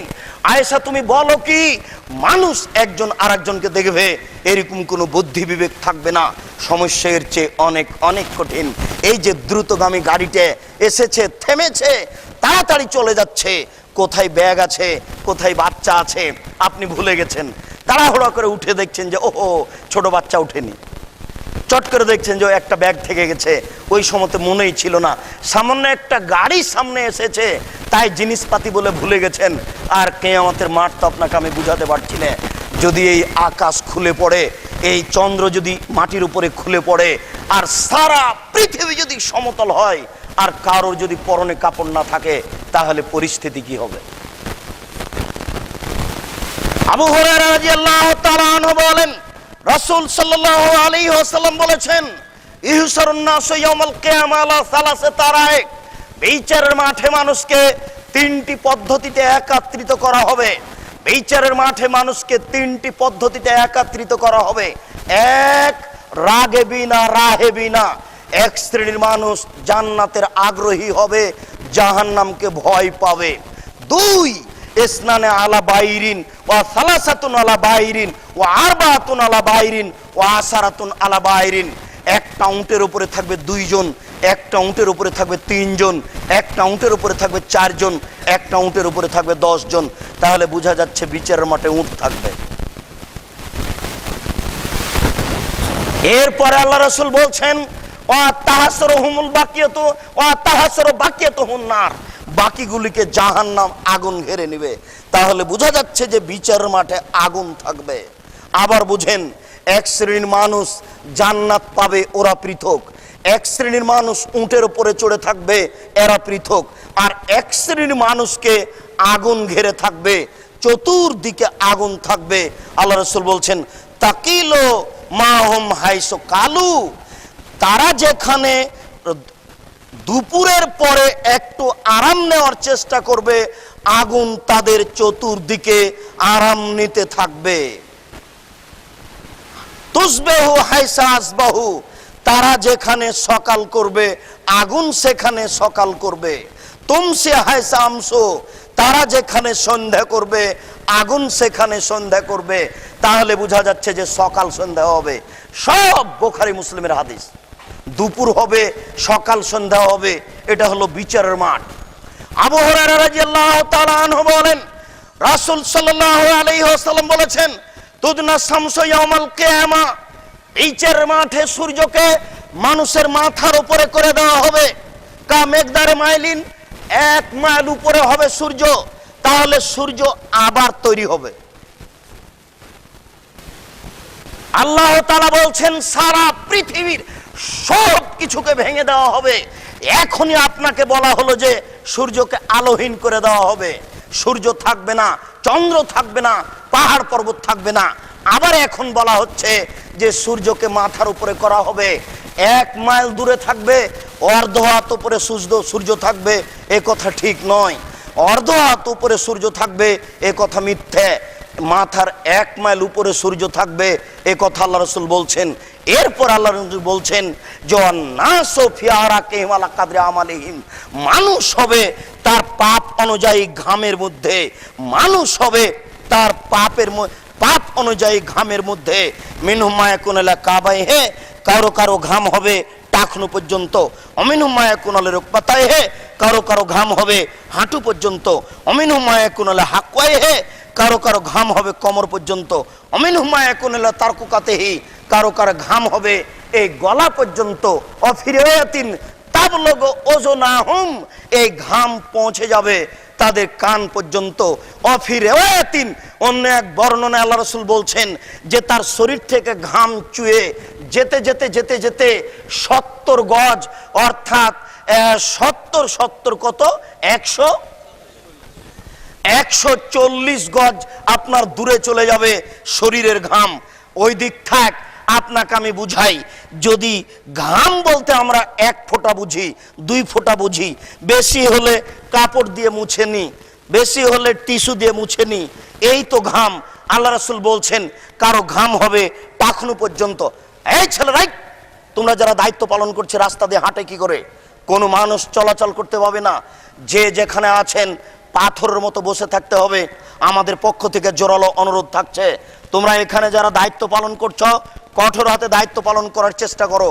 ওই শেষ প্রান্তে যারা দায়িত্ব পালন করছো, তারা খুব জোরালোভাবে দায়িত্ব পালন করার চেষ্টা করো। বলছিলাম সম্মানিত দিনী ভাই, শরীরের ঘাম যদি টাকনু পর্যন্ত হয়, শরীরের ঘাম যদি হাঁটু পর্যন্ত হয়, শরীরের ঘাম যদি এই কোমর পর্যন্ত হয়, শরীরের ঘাম যদি আপনার এই গলা পর্যন্ত, নাক পর্যন্ত হয়, তাহলে কি আপনাকে বুঝাতে পারবো পরিস্থিতি কত কঠিন? কি দিয়ে আপনাকে আমি বুঝাতে পারি পরিস্থিতি কত কঠিন? তবে এখানে আপনাকে একটা কথা আমি বলে যাচ্ছি, মনে রাখবেন। রাসূল সাল্লাল্লাহু আলাইহি সাল্লাম বলেছেন সাবাতুন ইজুল্লুহুমুল্লাহু তাআলা ফি জিল্লিহি ইয়াওমা লা জিল্লা ইল্লা জিল্লুহু, বিচারের মাঠে 7 শ্রেণীর মানুষ বিশেষ ছায়াতলে থাকবে। যেদিন সূর্য মাথার উপরে হয়ে যাবে, সেই দিন 7 শ্রেণীর মানুষ বিশেষ ছায়াতলে থাকবে। তার 1 শ্রেণীর মানুষ হচ্ছে ইমামুন আদিল, ন্যায়পরায়ণ নেতা। আপনাদের দেশে যেসব নেতা নেত্রী আছে তারা নয়, এরা তো জাতিকে চুষে খায়, এরা কেন হবে? ন্যায়পরায়ণ নেতৃত্ব ভিন্ন জিনিস, ন্যায়পরায়ণ নেতৃত্ব ভিন্ন জিনিস। ন্যায়পরায়ণ নেতৃত্ব শিখতে হলে সুলাইমান আলাইহিস সালামের কাছে যেতে হবে। ন্যায়পরায়ণ নেতৃত্ব শিখতে হলে বাদশাহ জুলকারনাইনের কাছে যেতে হবে। টাকা দিয়ে নেতৃত্ব দিতে হয়, টাকা নিয়ে নয়। চুষে খেয়ে নেতৃত্ব দেওয়া যায় না, জনগণকে দিয়ে নেতৃত্ব দিতে হয়। 1 মিনিট দেখুন, বিলকিসের কাছে সুলাইমান আলাইহিস সালাম পত্র লিখলেন। বিলকিস পত্র পড়ছেন, ইন্নাহু মিন সুলাইমান। পত্রটি সুলাইমানের পক্ষ থেকে। আমার সেনাবাহিনী শোনো, সুলাইমান আলাইহিস সালাম একটি পত্র দিয়েছে, সে আমাকে দাওয়াত দিচ্ছে, বলো কি করা যায়। তখন সেনাবাহিনী বলছে, বলেন কি? আদেশ দিলেই তো হলো, শক্তিশালী আছি, একেবারে সুলাইমানকে ধুলা করে দেব। বিলকিস বুদ্ধিমতী নারী ছিল, ও বলছে না, ভুল বুঝেছ, সুলাইমানকে তোমরা চিনো না। সুলাইমান যে দেশে ঢুকবে সে দেশের সম্মানীকে অপমানিত করে দিবে। বুদ্ধি বের করো। কি বুদ্ধি? কিছু টাকা দাও। এতগুলো টাকা দিয়ে সুলাইমানকে রাজি করা যায় কিনা। এতগুলো টাকা সুলাইমানের কাছে পাঠানো হলো। তখন সুলাইমান আলাইহিস সালাম বলছেন, শুনুন, আমি টাকা দিয়ে নেতৃত্ব দিই, নিয়ে নয়। আমি জাতির টাকা শোষণ করি না, জাতিকে টাকা দিই। অতএব টাকা দিয়ে আমার ঘায়েল করা যাবে না। জুলকারনাইন চলে গেলেন যেখানে সূর্য উঠে। সেখানকার লোকেরা বলল, জনাব, ওই যে ইয়াজুজ মাজুজ, ওরা আমাদেরকে কষ্ট দেয়, আমাদের সবকিছু খেয়ে ফেলে, আপনি একটু সহযোগিতার একটা বাঁধ করে দেন, আপনাকে টাকা দিব। তখন জুলকারনাইন বলছেন, না, আমি এমন রাজা নই যে আমাকে টাকা লাগে, আমি টাকা দিই, তোমরা আমাকে সাহায্য করো, আমি একটা বাঁধ তৈরি করে দেব। এই বাঁধ কিয়ামত পর্যন্ত মানুষ ভাঙতে পারবে না। যেদিন আল্লাহ ভাঙবেন সেদিন বাঁধ ভেঙে যাবে। পৃথিবীর কোন মানুষ বোমা দিয়ে কোনো কিছু দিয়ে এই জুলকারনাইনের তৈরি বাঁধ ভাঙতে পারবে না। ইয়াজুজ মাজুজকে ঘেরা আছে, নেতৃত্ব দিতে হলে তাদেরকে দেখতে হবে। জাতিকে শোষণ করে 10 টাকায় কেজি চাউল 40 টাকা হলো, 30 টাকা লিটার তেল 100 টাকা হলো, আর 2 লক্ষ টাকা কাঠা জমি 50 লক্ষ টাকা হলো, আর আপনার 20 টাকা কেজি রড 100 টাকা হলো, আর প্রত্যেকটা জিনিসই একেবারে মানুষের আয়ত্তের বাইরে চলে গেল। দুঃখিত, আপনাকে কি দিয়ে বুঝাই? আল্লাহ রাসূল বলছেন যে নারী নেতৃত্ব হারাম। বাংলাদেশের মাটিতে যদি একজন মেয়ে মানুষ মেম্বার হয়, বাংলাদেশের মাটিতে যদি একজন মেয়ে মানুষ মেম্বার হয়, বাংলাদেশের মাটিতে যদি একজন মেয়ে মানুষ মেম্বার হয়, সারা দেশে গজব নাজেল হবে, সারা দেশে গজব নাজেল হবে, সারা দেশে গজব নাজেল হবে। বাংলাদেশ এমন একটা বোকা দেশ, এই দেশের বড় জন নারী, মেজ জন নারী, আরে সেজ জন নারী, 3 জন নারী। এদেশের গজব ঠেকানোর পথ কি হতে পারে? এদেশে গজব নাজেল হচ্ছে, এদেশে গজব নাজেল হচ্ছে, এদেশে গজব নাজেল হচ্ছে। এই 3 নম্বর শ্রেণীর যুবকেরা না বুঝে এসব ছোটাছুটি করছে। গজব ঠেকানোর কোনো পথ নেই। এই মাটির ওপরে পুরুষের বেঁচে থাকার সুযোগ নেই, তাদেরকে এখন মাটির নিচে যেতে হবে। নারী নেতৃত্বকে মেনে নিয়ে কোনোদিন দেশে শান্তি আনা যায় না, এটা অসম্ভব হতে পারে না। আল্লাহ রাসূলকে অপমান করে, আল্লাহ রাসূলকে উপেক্ষা করে জাতির কল্যাণ চাওয়া যায় না, অসম্ভব হতে পারে না। বলছিলাম, রাসূল সাল্লাল্লাহু আলাইহি সাল্লাম বললেন, 7 শ্রেণীর মানুষ বিচারের মাঠে বিশেষ ছায়াতলে থাকবে। তার 1 শ্রেণীর মানুষ হচ্ছে ন্যায়পরায়ণ নেতা। 2 শাবুন নাসাফি বিওয়াদিল্লাহে, ওই সব যুবক যারা বাল্য অবস্থা থেকেই, ছোট অবস্থা থেকে ইবাদতে অভ্যাসী। 7 বছর বয়সে সালাত শুরু করেছে, 12 বছর বয়সে সিয়াম রোজা শুরু করেছে। যারা ছোট থেকেই ইবাদতে অভ্যাসী তারা থাকবে বিশেষ ছায়াতলে। রাসূল সাল্লাল্লাহু আলাইহি সাল্লাম বলেন, কালবুহু মুআল্লাকুন বিল মসজিদ, যার অন্তর একেবারে কলিজাটা অন্তর মসজিদের সাথে ঝুলন্ত আছে। যখনই মসজিদ থেকে বের হয় তখনই মনটা চাই কখন মসজিদে যাব, কখন মসজিদে যাব। এরাই থাকবে বিশেষ ছায়াতলে। আর ওই 2 বন্ধু, ওই শ্রেণীর মানুষ থাকবে বিশেষ ছায়াতলে যারা আল্লাহর সন্তুষ্টির জন্য ভালোবাসা গড়িয়েছে, আল্লাহর সন্তুষ্টির জন্য ভালোবাসা কেটে দিয়েছে। যেমন রাসূল সাল্লাল্লাহু আলাইহি সাল্লাম বলেছেন, বিড়ি, তামাক, জর্দা, সিগারেট, গুল, নেশাদার দ্রব্য পান করে যারা জাহান্নামে যাবে তারা। বিড়ি, তামাক, জর্দা, সিগারেট, গুল, নেশাদার দ্রব্য পান করে যারা জাহান্নামে যাবে তারা। একজন বন্ধু বলল, বন্ধু, আপনাকে কিন্তু এই সিগারেট ছেড়ে দিতে হবে, এটা পান করা যাবে না। দিন যায় রাত্রি যায়, কয়েকদিন বলা হলো মানলো না, তার বন্ধুত্ব কেটে দিতে হবে, তার সাথে যোগাযোগ বিচ্ছিন্ন করতে হবে। এই শ্রেণীর মানুষ বিচারের মাঠে বিশেষ ছায়াতলে থাকবে। রাসূল সাল্লাল্লাহু আলাইহি সাল্লাম বলেন, ওয়ারাজুলুন যাকারাল্লাহ খালিয়ান ফাফাজাতাইনাহু, ওই মানুষও বিচারের মাঠে বিশেষ ছায়াতলে থাকবে যেই নির্জনে আল্লাহকে ডাকে, আল্লাহকে ডাকার সাথে সাথে একবারে দুই চোখের পানি ঝরঝর ঝরঝর করে ঝরতে থাকে। আল্লাহ ভীতি এই বক্তব্য আপনি ইন্টারনেটে দেখেন, বিস্তারিত আমরা পেশ করেছি। নির্জনে যে আল্লাহকে ডাকে, চোখের পানি ঝরঝর করে ঝরে, তারাই থাকবে বিশেষ ছায়াতলে। রাসূল সাল্লাল্লাহু আলাইহি সাল্লাম বলেন, কোনো সম্ভ্রান্ত পরিবারের সুন্দরী নারী কাউকে জেনার দাওয়াত দিল, তখন সেই যুবক, সে ব্যক্তি বলল, ইনি আখাফুল্লাহ, আমি আল্লাহকে ভয় করি, তোমার সাথে অশ্লীল কাজে জড়াতে আমি রাজি নই। এরকম মানুষ বিচারের মাঠে বিশেষ ছায়াতলে থাকবে। এরপরে যারা ডান হাত দান করে, বাম হাত জানতে পারে না, অর্থাৎ গোপনে দান করে, তারা থাকবে বিশেষ ছায়াতলে। এই 7 শ্রেণীর মানুষ বিশেষ ছায়াতলে থাকবে। যেই দিন সূর্য মানুষের মাথার উপরে হয়ে যাবে আর ঘামের অবস্থা হবে এই। রাসূল সাল্লাল্লাহু আলাইহি ওয়াসাল্লাম বলেন, বিচারের অবস্থাকে কঠিনভাবে পেশ করতে গিয়ে তিনি বলছেন, এলকা ইব্রাহিম আবাহু আজার, বিচারের মাঠে ইব্রাহিম আলাইহিস সালাম তার পিতার সাথে আজরের সাথে সাক্ষাৎ করবেন। ওয়ালা আজহা আজার কাতারতন গাবার, ওই সময়তে আজরের মুখখান থাকবে মলিন, ধুলোয় মলিন, চিন্তিত। ইব্রাহিম আলাইহিস সালাম বলবেন, আব্বা আলাম আকুল্লাহ আল্লাহ তাসিনি, আপনাকে কি আমি বলিনি যে আপনি নাফরমানি করিয়েন না? আপনাকে কি আমি বলিনি যে আপনি আমার নাফরমানি করিয়েন না? আপনাকে কি আমি বলিনি আপনি আমার নাফরমানি করিয়েন না? তখন ইব্রাহিম আলাইহিস সালামের পিতা বিচারের মাঠে বলবে, বেটা আলিয়াউমালা আসিকা, আজ তোমার নাফরমানি করব না, আজকে তুমি যা বলবে সেটাই মেনে নিব। তখন ইব্রাহিম আলাইহিস সালাম বলবেন, আল্লাহুম্মা ইন্নাকা ওয়া'আদতানি, হে আল্লাহ তুমি আমার সাথে ওয়াদা করেছো যে তুমি আমাকে অপমান করবে না বিচারের মাঠে।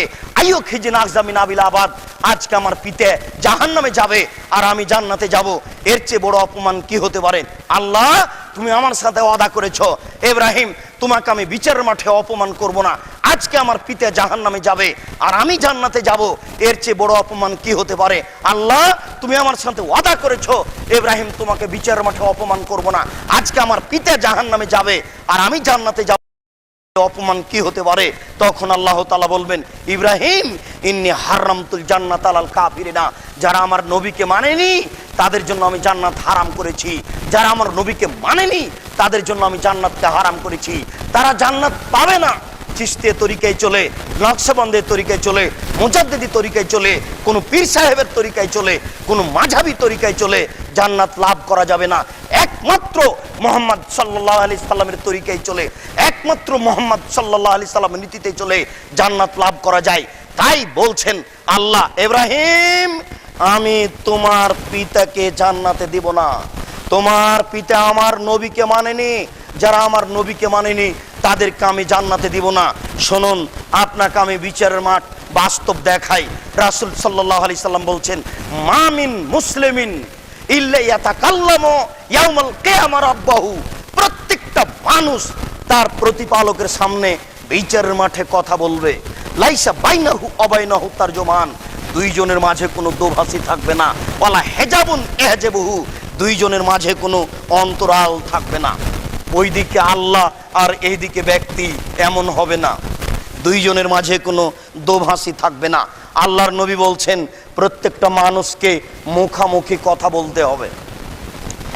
এই মুখামুখির বাস্তবতা রাসূল সাল্লাল্লাহু আলাইহি ওয়াসাল্লাম বলেন, ওই সময় এনজুরু আইমানা মিনহু, সে তার ডান দিকে লক্ষ্য করবে। আল্লাহ যখন মুখের উপরে কোনো দোভাষী নেই এবং কোনো অন্তরাল নেই, তখন সে তার ডান দিকে লক্ষ্য করবে। ফায়ারা মা কাদ্দামা মিন আমালিহি, তার জীবনের সব কর্মগুলি দেখতে পাবে। ওই যে সেই দিনের কর্ম, ওই যে সুদ, ওই যে ঘুষ, সব পাপগুলি দেখতে পাবে।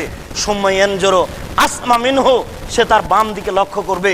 ফায়ারা মা কাদ্দামা মিন আমালিহি, তার জীবনের সব কর্ম বাম দিকে দেখতে পাবে। তাহলে বোঝা যাচ্ছে ডান দিকে যে কর্ম, বাম দিকে সে কর্ম। সুম্মা এরা তিলকা ওয়াজহিহি, সে তার মুখের দিকে দেখবে, তখন সে জাহান্নাম দেখতে পাবে। মুখের উপরে আল্লাহ এবং জাহান্নাম। শুনুন, এরকম পরিস্থিতিতে আল্লাহ তাআলা জিজ্ঞাসা করবেন। আল্লাহ রাসূল বলছেন, লা ইয়াসুলু কাদামা বানি আদম হাত্তা ইসলান খামস, বিচারের মাঠে 5টা জিনিস জিজ্ঞাসা না করে আদম সন্তানের পাকে হিলতে দেওয়া হবে না। বিচারের মাঠে 5টা জিনিস জিজ্ঞাসা না করে আদম সন্তানের পাকে নড়াচড়া করতে দেওয়া হবে না।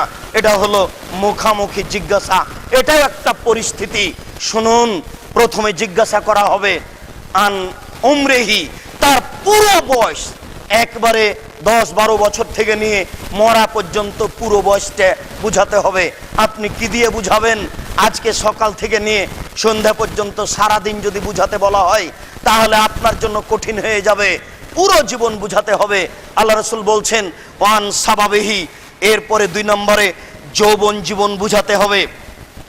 পুরো জীবনের সাথে যৌবন জীবন আছে, তাহলে যৌবন জীবন পৃথক হলো কেন? যৌবন জীবনে মানুষ পাপ করে। বৃদ্ধ মানুষের মোবাইলে এই সব মেয়েদের নাম্বার নেই, তেমন প্রায় যুবকের নাম্বার মোবাইলে এই সব মেয়েদের নাম্বার আছে, অশ্লীল ছবি আছে, অন্যায় অবিচারের কথা আছে। যৌবন অবস্থাতেই মানুষ বেশি পাপ করে। এই কারণে রাসূল সাল্লাল্লাহু আলাইহি সাল্লাম বলছেন তাকে 1 নম্বরে পুরো বয়স বুঝাতে হবে, 2 নম্বরে যৌবন জীবন বুঝাতে হবে, 3 ওয়ান মালিহি আইনা ইকতাসাবাহু, তার সম্পূর্ণ টাকা বুঝাতে হবে, কোথায় ইনকাম হয়েছে। যুবক, তুমি কেন ক্ষিপ্ত হচ্ছিলে?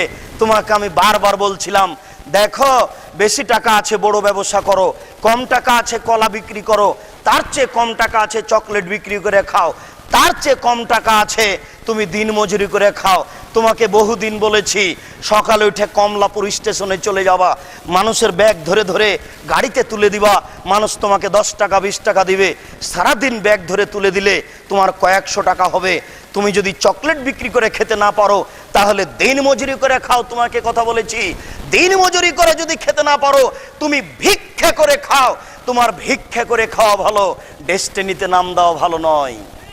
তোমাকে বহুবার বলেছি তোমার ভিক্ষা করে খাওয়া ভালো। শ্বশুরের কাছে যৌতুক নিয়ে মোটরসাইকেলে চড়া ভালো নয়। শ্বশুরকে একটা লুঙ্গি কিনে দিব, হাত রুমাল নিতে রাজি নই। শ্বশুরকে একটা লুঙ্গি কিনে দিব, হাত রুমাল নিতে রাজি নই। আমি পুরুষ, আমি কাপুরুষে জন্ম নিনি, আমি কাজ করে খেতে পারি। কেউ কোটি টাকা ইনকাম করবে, আমি 1 টাকা ইনকাম করব। কেউ লাখ টাকা ইনকাম করবে, আমি 10 টাকা ইনকাম করব। আমি পুরুষ, আমি ইনকাম করে খেতে পারি, উপার্জন করে খেতে পারি। যদি উপার্জন করে খেতে না পারি, ভিক্ষা করে খাবো, 10-এর পয়সা নিব না। এবং যেটা হারাম পয়সা এনজিও, এ দেশের মাটিতে প্রায় 3500 এনজিও রয়েছে। আপনার এই ডেস্টিনি তার একটা, ঠ্যাঙ্গা মারা তার একটা, আশা একটা, ব্র্যাক একটা, এই ধরনের বহু এনজিও রয়েছে। বহুদিন পূর্বে তোমাকে বলেছি যুবক, ব্র্যাকে চাকরি করা তো দূরের কথা, ব্র্যাকে ইট বিক্রি করা যায় না, বাঁশ বিক্রি করা যায় না। এই আপনার গোলাপ শাহের মাজারে ফুল দেওয়া তো দূরের কথা, গোলাপ শাহের মাজারের দোকানে, এই মাজারের পাশে যেসব জিনিস কিনা বেচা হচ্ছে সেগুলো কিনাও হারাম। সেখানে সহযোগিতা করা হবে। তোমাকে অন্যায় থেকে দূরে থাকার জন্য বলছিলাম সম্মানিত দিনী ভাই, আপনি বুঝতে পারছেন না বিচারের মাঠ কত কঠিন। আপনার সম্পূর্ণ পয়সা বুঝাতে হবে, এটা যে কত কঠিন। অফিমা আনফাকাহু, পয়সা কোথায় ব্যয় করেছেন সেটাও বুঝাতে হবে। গাড়ি থামিয়ে 16 ডিসেম্বরের পয়সা উপার্জন করছো তো যুবক, ঠিক আছে, শোনো, মরণ একদিন হবেই। 1700 বছর বেঁচে থেকেও ফেরাউন টিকতে পারেনি পৃথিবীতে। 1700 বছর থেকেও ফেরাউন পৃথিবীতে টিকতে পারেনি। 350 বছর থেকেও পৃথিবীতে ফেরাউন টিকতে পারেনি। অতএব তোমার একদিন মরণ হবেই। তুমি এইভাবে অন্যায় জোর করে চাঁদা উঠিয়ে মানুষকে ঠগিয়ে বিচারের মাঠে সফলতা অর্জন করতে পারবে না। কোথায় পয়সা ব্যয় করছেন সেটা বুঝিয়ে দিতে হবে।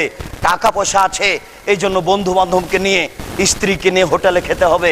ফকির পাওয়া যায় না, ভিক্ষুক পাওয়া যায় না, কওমি মাদ্রাসা পাওয়া যায় না, মাদ্রাসাতুল হাদিস নাজিরা বাজার মাদ্রাসা নেই, যাত্রাবাড়ি মাদ্রাসা নেই। বন্ধু বান্ধব নিয়ে অত খেতে হচ্ছে কেন? এত পয়সা এভাবে ব্যয় করতে হচ্ছে কেন? প্রত্যেকটা পয়সা অক্ষরে অক্ষরে বুঝে দিতে হবে। ওয়ান ইলমিন বিমামিলহু, শেষের বাক্যটি হুজুর, হুজুর বড় বিপদে। হুজুর বুঝতে পারছেন না হুজুর কত বড় বিপদে। হুজুর গেলেন কোরআন মাজিদ পড়ে দিতে, নতুন দোকান চালু করবে, সেই জন্য হুজুর কোরআন মাজিদ পড়ে দিয়ে বিকালে ভালো খেলো আর 100 টাকা নজরানাও পেল। হুজুর বুঝতে পারে না বিচারের মাঠ কত কঠিন। মিলাদ যদি নেকির কাজ হয় তাহলে আমার বাড়িতে মিলাদ হয়, হুজুরের বাড়িতে হয় না কেন? 15ই শাবানে কলকারখানা, অফিস, আদালত, কোর্ট কাচারি, শিক্ষা প্রতিষ্ঠান সবকিছু বন্ধ করে ভারত, বাংলাদেশ, পাকিস্তানে এদেশের মাটিতে 15ই শাবানে সিয়াম পালন করা হয়। আশ্চর্য যেতে হয়, আল্লাহ রাসূল বলছেন যে বৃহস্পতিবারে 2 দিন মানুষের নেকি পাপকে উঠানো হয়। বৃহস্পতিবার আর সোমবার, সপ্তাহে 2 দিন মানুষের পাপ নেকি উঠানো হয়, আল্লাহর দরবারে পেশ করা হয়। আমি মুহাম্মদ সাল্লাল্লাহু আলাইহি সাল্লাম চাই আমার যখন আমলটা উঠানো হবে তখন আল্লাহ দেখুক যে আমি সিয়াম আছি, রোজা আছি। এই জন্য আমি মুহাম্মদ বৃহস্পতিবারে সিয়াম পালন করি, সোমবারে সিয়াম পালন করি। বুঝাতে পারিনি। আমাদের নবী বলছেন সপ্তাহে কয়দিন রিপোর্ট পেশ করা হয়? 2 দিন, বৃহস্পতিবার আর সোমবার। আমি চাই যে আমার যখন আমলটা পেশ করা হবে আল্লাহ দেখুক যে আমি সিয়াম আছি। বাৎসরিক রিপোর্ট পেশ করা হয় শাবান মাসে, বাৎসরিক রিপোর্ট পেশ করা হয় শাবান মাসে।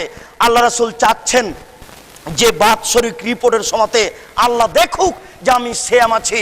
এই জন্য আল্লাহ রাসূল শাবান মাসে বেশি বেশি সিয়াম পালন করতেন, ওই রিপোর্টের তারিখটা যেন বাদ না পড়ে যায়। আল্লাহ রাসূলের জানা ছিল না সেদিন 15ই শাবান। ভারত, বাংলাদেশ, পাকিস্তানের লোকেরা কিভাবে জেনে নিল সেটা 15ই শাবান। আশ্চর্য! কলকারখানা, অফিস, আদালত, কোর্ট কাচারি, শিক্ষা প্রতিষ্ঠান সবকিছু বন্ধ করে রাতে গোসল করে আতর গোলাপ মেখে সকালে সেই দিনে সিয়াম থাকছে। এই ভ্যান চালক বুঝে নিয়েছে সেই দিন রুজি বন্টন হয়। ও বোকা মানুষ, সেই দিন যদি রুজি বন্টন হয় তো তুমি ওইভাবে আজ পর্যন্ত থেকে গেলে কেন? তোমার পীর সাহেবের পা টিপে যদি জান্নাত পাওয়া যায় তাহলে তুমি কাল থেকে পীর সাহেব হয়ে যাও, আর কেউ তোমার পা টিপুক, এটা হয় না কেন? ওগুলো সব মিথ্যা, ওয়াহিদুত মিথ্যাচার। তোমাকে নীতি থেকে, এই গতি থেকে ফিরে আসতে হবে। এই মুখামুখি অবস্থায় আদম সন্তানকে 5টা জিনিস জিজ্ঞাসা করা হবে, এটাই হচ্ছে বিচার। শুনুন, বিচারের মাঠে আল্লাহ তাআলা মানুষকে এক সময়ে ওই জাহান্নামের উপর দিয়ে হাঁটতে বলবেন, যেটা আমরা শুনেছি যে সরু চুলের মতো রাস্তা, যে এটা ঠিক, এটাকে বলা হয় সিরাত। ওই জাহান্নামের উপরে সরু চিকন চুলের মতো রাস্তা থাকবে। এই রাস্তার উপরে সবকে হাঁটতে বলা হবে। এই রাস্তার 2 দিকে কালালিপ বাঁকা আঁকড়া সেট করা আছে। আঁকড়া বুঝেন কিনা? আগে ইঁদারায় বালতি পড়ে গেলে বালতিকে উঠানোর জন্য এইভাবে লোহার বাঁকা করে করে একটা তৈরি করা হতো। এরকম জিনিস ওই জাহান্নামের ওই পুলসিরাতের চতুর্দিকে লাগানো আছে। যে যেমন নেককার সে তেমন দ্রুত পার হয়ে যাবে। কেউ দ্রুত পার হবে বিদ্যুতের মতো হয়ে, কেউ দ্রুত পার হবে ঘোড়ার গতিতে, কেউ দ্রুত পার হবে উটের গতিতে, কেউ দ্রুত পার হবে এমনি স্বাভাবিক গতিতে। আর যারা পাপী তাদের ওই এতে লোহার বাঁকা আঁকড়ায় জামা কাপড় বেঁধে গিয়ে সে জাহান্নামের উপর পড়ে যাবে। এটা হচ্ছে কিয়ামতের একটা বাস্তব অবস্থা। সম্মানিত দিনী ভাই, বলছিলাম কিয়ামতের অনেক বাস্তব অবস্থা, তার একটি বাস্তব অবস্থা হচ্ছে আল্লাহ রাসূল বলছেন ইউবাসুল ইয়াউমা ইয়াউমাল কিয়ামা, বিচারের কাঠগড়াতে সব মুমিনকে আটকে দেওয়া হবে। এবার ভালো মন্দ সব মানুষ আটকা পড়ে গেল। ওয়া ইউহামুনা আলাইহিম, এই কারণে তারা চিন্তিত হয়ে যাবে। তারা চিন্তা করে বলবে কি করা যায়? লা ইস্তাসফান আলা রাব্বিনা, আমাদের কেউ যদি আমাদের প্রতিপালকের কাছে সুপারিশ করত তাহলে হয়তো বা বেঁচে যেতাম। কি করা যায়? চলো যাই আদমের কাছে। ফায়াতুনা আদম, সমস্ত মানুষ আদমের কাছে উপস্থিত হবে। পৃথিবীর সকল মানুষ আদম আলাইহিস সালামের কাছে উপস্থিত হবে। শুনুন, উপস্থিত হয়ে আগে কোনো জিনিস নিতে হলে, কোনো মানুষের কাছে কিছু নিতে হলে সরাসরি চাইতে হয় না, একটু তার প্রশংসা, একটু তার ভালো কথা বলতে হয়। সব মানুষ আদমের কাছে উপস্থিত হয়ে বলবে আনতা আদম আবুন নাস, আপনি হচ্ছেন আদম, আপনি হচ্ছেন মানুষের পিতা। কাদ খালাকাকাল্লাহু বিয়াদিহি, আল্লাহ আপনাকে নিজ হাতে সৃষ্টি করেছেন। ওয়াসকানাকা জান্নাতাহু, আল্লাহ আপনাকে তার জান্নাতে রেখেছেন। ওয়াজাদালাকা মালায়েকাতাহু, ফেরেশতা দিয়ে আপনাকে সিজদা করিয়ে নিয়েছেন। লা ইস্তাসফানা বিমাকানিনা হাজা ফায়ুরিহানা, আপনি যদি এখানে আল্লাহর কাছে একটু সুপারিশ করতেন তাহলে আমরা বেঁচে যেতাম, আমরা বড় বিপদে। তখন আদম আলাইহিস সালাম বলবেন ইন্নী লাস্তু হুনাকুম, আমি তোমাদের জন্য এখানে কিছু করতে পারি না, আমি খুব দুঃখিত, আমি খুব চিন্তিত। আমি একটা কাজ করেছিলাম, আমাকে আল্লাহ বলেছিলেন এই গাছের ফল খেও না, আমি কথা উপেক্ষা করে এই গাছের ফল খেয়েছিলাম, আমার যে কি হয় তা আমি নিজেই বুঝি না। কাদ গাজিবা আলাইয়া রাব্বি, আমার প্রতিপালক আমার উপরে রাগ করেছেন। এরকম রাগ পরেও করবেন না, পূর্বেও কোনোদিন করেননি। নাফসি নাফসি, আমার যে কি হয় তা আমি নিজেই বুঝি না, আমার যে কি হয় তা আমি নিজেই বুঝি না। তাহলে বোঝা যাচ্ছে যে নবীগণ এখনো জান্নাতে যাননি। আমি আপনাকে বুঝাতে পারছি না। সমস্ত ভালো মানুষ এবং মন্দ মানুষ আটকা পড়ে আছে, নবীগণ এখনো জান্নাতে যাননি। সমস্ত মানুষ আদমের কাছে উপস্থিত হয়ে বলছে যে আপনি একটু আমাদের সুপারিশ করেন, আমরা বড় বিপদে। তখন আদম আলাইহিস সালাম বলবেন, না আমি পারছি না, তবে তোমরা সবাই চলে যাও নূহ আলাইহিস সালামের কাছে। হো আউয়াল নবীন ফিল আরজ, তিনি হচ্ছেন এই পৃথিবীতে প্রথম নবী, হয়তোবা তিনি তোমাদের জন্য কোনো সুপারিশ কাজ করতে পারেন। সকলেই নূহ আলাইহিস সালামের কাছে উপস্থিত হবে। তখন নূহ আলাইহিস সালাম বলবেন, ইন্নী লাস্তু হুনাকুম, আমি এই কাজ করতে পারবো না। কাদ গাজিবা আলাইয়া রব্বি, আমার প্রতিপালক আমার উপর রাগ করেছেন। মা গাজিবা মিন কাবল ওয়ালা বাদ, আজকের মতো রাগ আল্লাহ পূর্বেও কোনোদিন করেননি, পরেও কোনোদিন করবেন না। আজকে যেভাবে আল্লাহ আমার উপরে রাগান্বিত হয়েছেন, এরকম রাগান্বিত কোনোদিন হননি, হবেন না। অতএব আমি আপনাদের জন্য কিছু করতে পারছি না। আমার একটা পাপ, আমার ছেলে যখন পানিতে ডুবে যায় তখন আমার ছেলেকে বাঁচানোর জন্য আল্লাহকে বলেছিলাম, এই ভুলের কারণে আমি আজকে তোমাদের জন্য কিছু করতে পারছি না, সবাই তোমরা চলে যাও ইব্রাহিম আলাইহিস সালামের কাছে। হোয়া খালিলুর রহমান, তিনি হচ্ছেন রহমানের বন্ধু, তিনি হচ্ছেন আল্লাহর দোস্ত, হয়তোবা তিনি তোমাদের কোনো উপকার করতে পারবেন। ফায়াতুনা ইব্রাহিম, সমস্ত মানুষ ইব্রাহিম আলাইহিস সালামের কাছে উপস্থিত হবে। ইব্রাহিম আলাইহিস সালাম বলবেন, ইন্নী লাস্তু হুনাকুম, আমি তোমাদের জন্য আজকে কিছু করতে পারছি না। আমার প্রতিপালক আমার উপরে রাগ করেছেন, পূর্বে কোনোদিন এরকম রাগ করেননি, পরেও কোনোদিন এরকম রাগ করবেন না। নাফসি নাফসি, আমার যে কি হয় তা আমি নিজেই বুঝি না। আমি জীবনে 3টা কথা মিথ্যে বলেছি, সবার জানা আছে। আমাকে বলেছিল যে চলেন যাই মেলা বাজারে যাই, আমি বলেছিলাম আমি অসুস্থ। এরপরে আমাকে বলেছিল ওই যে বড় মূর্তি কুড়াল ঘাড়ে করে আছে, বলো তো এইসব মূর্তি কে ভেঙেছে? ওই যে কুড়াল ঘাড়ে করে আছে, এই অবস্থা কি? তখন আমি বলেছিলাম, আমাকে বলছেন কেন? ওই যে বড় মূর্তি কুড়াল ঘাড়ে করে আছে তাকেই বলেন, বলে দিবে কে বলেছে। আমি তো জানি আমি ভেঙেছি। এরপরে আমাকে জিজ্ঞাসা করা হয়েছিল, এই যে আপনার সাথে সুন্দরী নারী, আরবের বুকে সবচেয়ে সুন্দরী নারী, এই নারী কে? আমি বলেছিলাম এটা আমার বোন।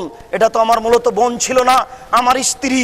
এই জীবনে 3টা কথা আমি মিথ্যে বলেছি, আমার যে কি হয় তা আমি নিজেই বুঝি না। অতএব তোমরা সবাই চলে যাও মূসা আলাইহিস সালামের কাছে। মূসা আল্লাহর সাথে কথা বলেছেন চুপে চুপে, আল্লাহ তার সাথে কথা বলেছেন।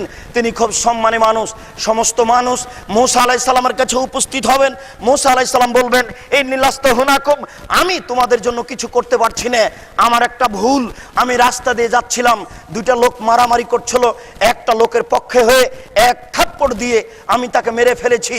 আমার প্রতিপালক আমার উপরে রাগ করেছেন। এই রাগ পূর্বেও কোনোদিন এরকম করেননি, পরেও কোনোদিন করবেন না। আমার যে কি হয় তা আমি নিজেই বুঝি না। অতএব তোমরা সবাই চলে যাও ঈসা আলাইহিস সালামের কাছে। তিনি এমন মানুষ, হয়তোবা তিনি আল্লাহর রূহ দ্বারা পৃথিবীতে এসেছেন, আল্লাহর কালেমা দ্বারা পৃথিবীতে এসেছেন। তিনি সম্মানী মানুষ, তিনি হয়তোবা আপনাদের জন্য কিছু করতে পারেন। সমস্ত মানুষ ঈসা আলাইহিস সালামের কাছে উপস্থিত হবে। ঈসা আলাইহিস সালাম নিজের কোনো দোষ উল্লেখ না করে বলবেন, আমি এই কাজের যোগ্য নই, সবাই তোমরা চলে যাও মুহাম্মদ সাল্লাল্লাহু আলাইহি সাল্লামের কাছে। তিনি এমন মানুষ, কাদ গাফারাল্লাহু লাহু মা তাকাদ্দামা মিন জামবিহি ওয়া মা তাআখারা, তার আগের পাপ পরের পাপ সমস্ত পাপকে ক্ষমা করা হয়েছে। তোমরা সেখানে চলে যাও। আল্লাহর নবী বলছেন, ফায়াতুনি, তারা আমার কাছে সবাই উপস্থিত হবে যে এই অবস্থা, আপনি আমাদের এই বিপদ থেকে রক্ষা করুন। তখন আল্লাহ রাসূল বলছেন, ফাস্তাজনু আলা রাব্বি, আমি আমার প্রতিপালকের কাছে একটা ঘরে যাওয়ার অনুমতি চাইবো। ফাইজনলি, আমাকে একটা ঘরে যাওয়ার অনুমতি দেওয়া হবে। ফারাইতুহু, ওই সময়তে আমি আমার প্রতিপালককে দেখতে পাবো। আমি তখন সিজদায় পড়ে যাব। ফায়াদাউনিল্লাহু তাআলা, মাশাআল্লাহু তাআলা, আল্লাহ আমাকে সিজদায় রেখে দিবেন যতটুকু তার ইচ্ছে। সিজদায় রেখে দেওয়ার পরে আমাকে বলবেন, মুহাম্মদ ইরফা রাসাক, তুমি মাথা উঠাও। ওয়াসফে তুসাফা, তুমি সুপারিশ করো, তোমার সুপারিশ গ্রহণ করা হবে। সাল তুতা, তুমি চাও, যা চাইবে তাই দেওয়া হবে। যেই বিষয়ে সুপারিশ করবে সেই বিষয়ে সুপারিশ গ্রহণ করা হবে। যা বলছো সেটাই মেনে নেওয়া হবে। আমি মাথা উঠিয়ে বলবো, প্রতিপালক, এই যে আমার উম্মত জাহান্নামে পড়ে আছে, এদেরকে জাহান্নাম থেকে বের করে জান্নাতে দেওয়া হোক। ফায়ুহাদ্দলি হাদ্দান, আমার জন্য কিছু সংখ্যক নির্ধারণ করা হবে, যান আপনি এইগুলোকে নিয়ে জান্নাতে চলে যান। ফাখরুজু, আমি ওখান থেকে বের হব। ফাউখরিজুহুম মিনান নার, আমি তাদেরকে জাহান্নাম থেকে বের করে উদখিলহুমুল জান্নাহ, আমি তাদেরকে জান্নাতে প্রবেশ করিয়ে দেব। এরপরে আমার আসবো, সিজদায় পড়ার অনুমতি চাইবো, আমাকে সিজদায় পড়ার অনুমতি দেওয়া হবে। এরপরে আমি থেকে যাব যতক্ষণ তিনি থাকতে বলবেন। এরপর আমি মাথা উঠাতে বললে উঠাবো, আমি তার প্রশংসা করব, যেই প্রশংসা তিনি আমাকে শিখিয়ে দিবেন। তখন কি শিখিয়ে দিবেন এ কথা আল্লাহ রাসূল বলেননি, তবে এখন প্রশংসার শব্দ হচ্ছে আলহামদুলিল্লাহ। ওই সময়তে আল্লাহ কি শিখাবেন আল্লাহই ভালো জানেন, আমাদের নবী কিছু উল্লেখ করেননি। আল্লাহর নবী বলছেন আমি সিজদায় পড়ে যাব, এরপরে আমাকে উঠতে বলা হবে, আমি উঠে আল্লাহর প্রশংসা করব। আমি বলবো, আল্লাহ এই যে আমার উম্মত জাহান্নামে পড়ে আছে, এদেরকে জাহান্নাম থেকে বের করে জান্নাতে দেওয়া হোক। কিছু সংখ্যক লোক নির্ধারণ করা হবে, আমি তাদেরকে জাহান্নাম থেকে বের করে জান্নাতে দিয়ে দেব। আবার আমি এসে সিজদায় পড়ব, আবার সিজদা থেকে উঠতে বলা হবে, আমাকে বলা হবে চান, যা চাইবেন তাই দেওয়া হবে, যা বলবেন সেটাই মেনে নেওয়া হবে। অতএব আপনি বলেন কি বলছেন। আমি বলবো, আল্লাহ আমার উম্মত জাহান্নামে পড়ে আছে, এদেরকে জাহান্নাম থেকে বের করে জান্নাতে দেওয়া হোক। তখন আল্লাহ তাআলা বলবেন, ঠিক আছে, কিছু লোককে নির্ধারণ করা হলো, এদেরকে আপনি জান্নাতে নিয়ে যান। এরপরে আল্লাহ তাআলা ওদেরকে, আল্লাহর নবী জাহান্নাম থেকে বের করে তাদেরকে জান্নাতে নিয়ে যাবেন। আল্লাহ রাসূল বলছেন, এরপরে ওই সব মানুষ জাহান্নামে থেকে যাবে যাদের একেবারে অন্তরে সরিষা সমপরিমাণও ঈমান ছিল না। সম্মানিত উপস্থিতি, এখানে আরেকটা কথা আপনাকে জোরালোভাবে বলতে চাই। আমাদের নবী মুহাম্মদ সাল্লাল্লাহু আলাইহি সাল্লাম বলেছেন, কাদ ওয়াদানি রব্বি, আমার প্রতিপালক আমার সাথে ওয়াদা করেছেন, আইয়ুদখিলুনাল জান্নাতা মিন উম্মতি সাবুনা আলফ বেগারে হিসাব ওয়ালা আদাব, আমার উম্মতের 70,000 মানুষকে আল্লাহ তাআলা বিনা হিসাবে বিনা শাস্তিতে জান্নাতে দিবেন।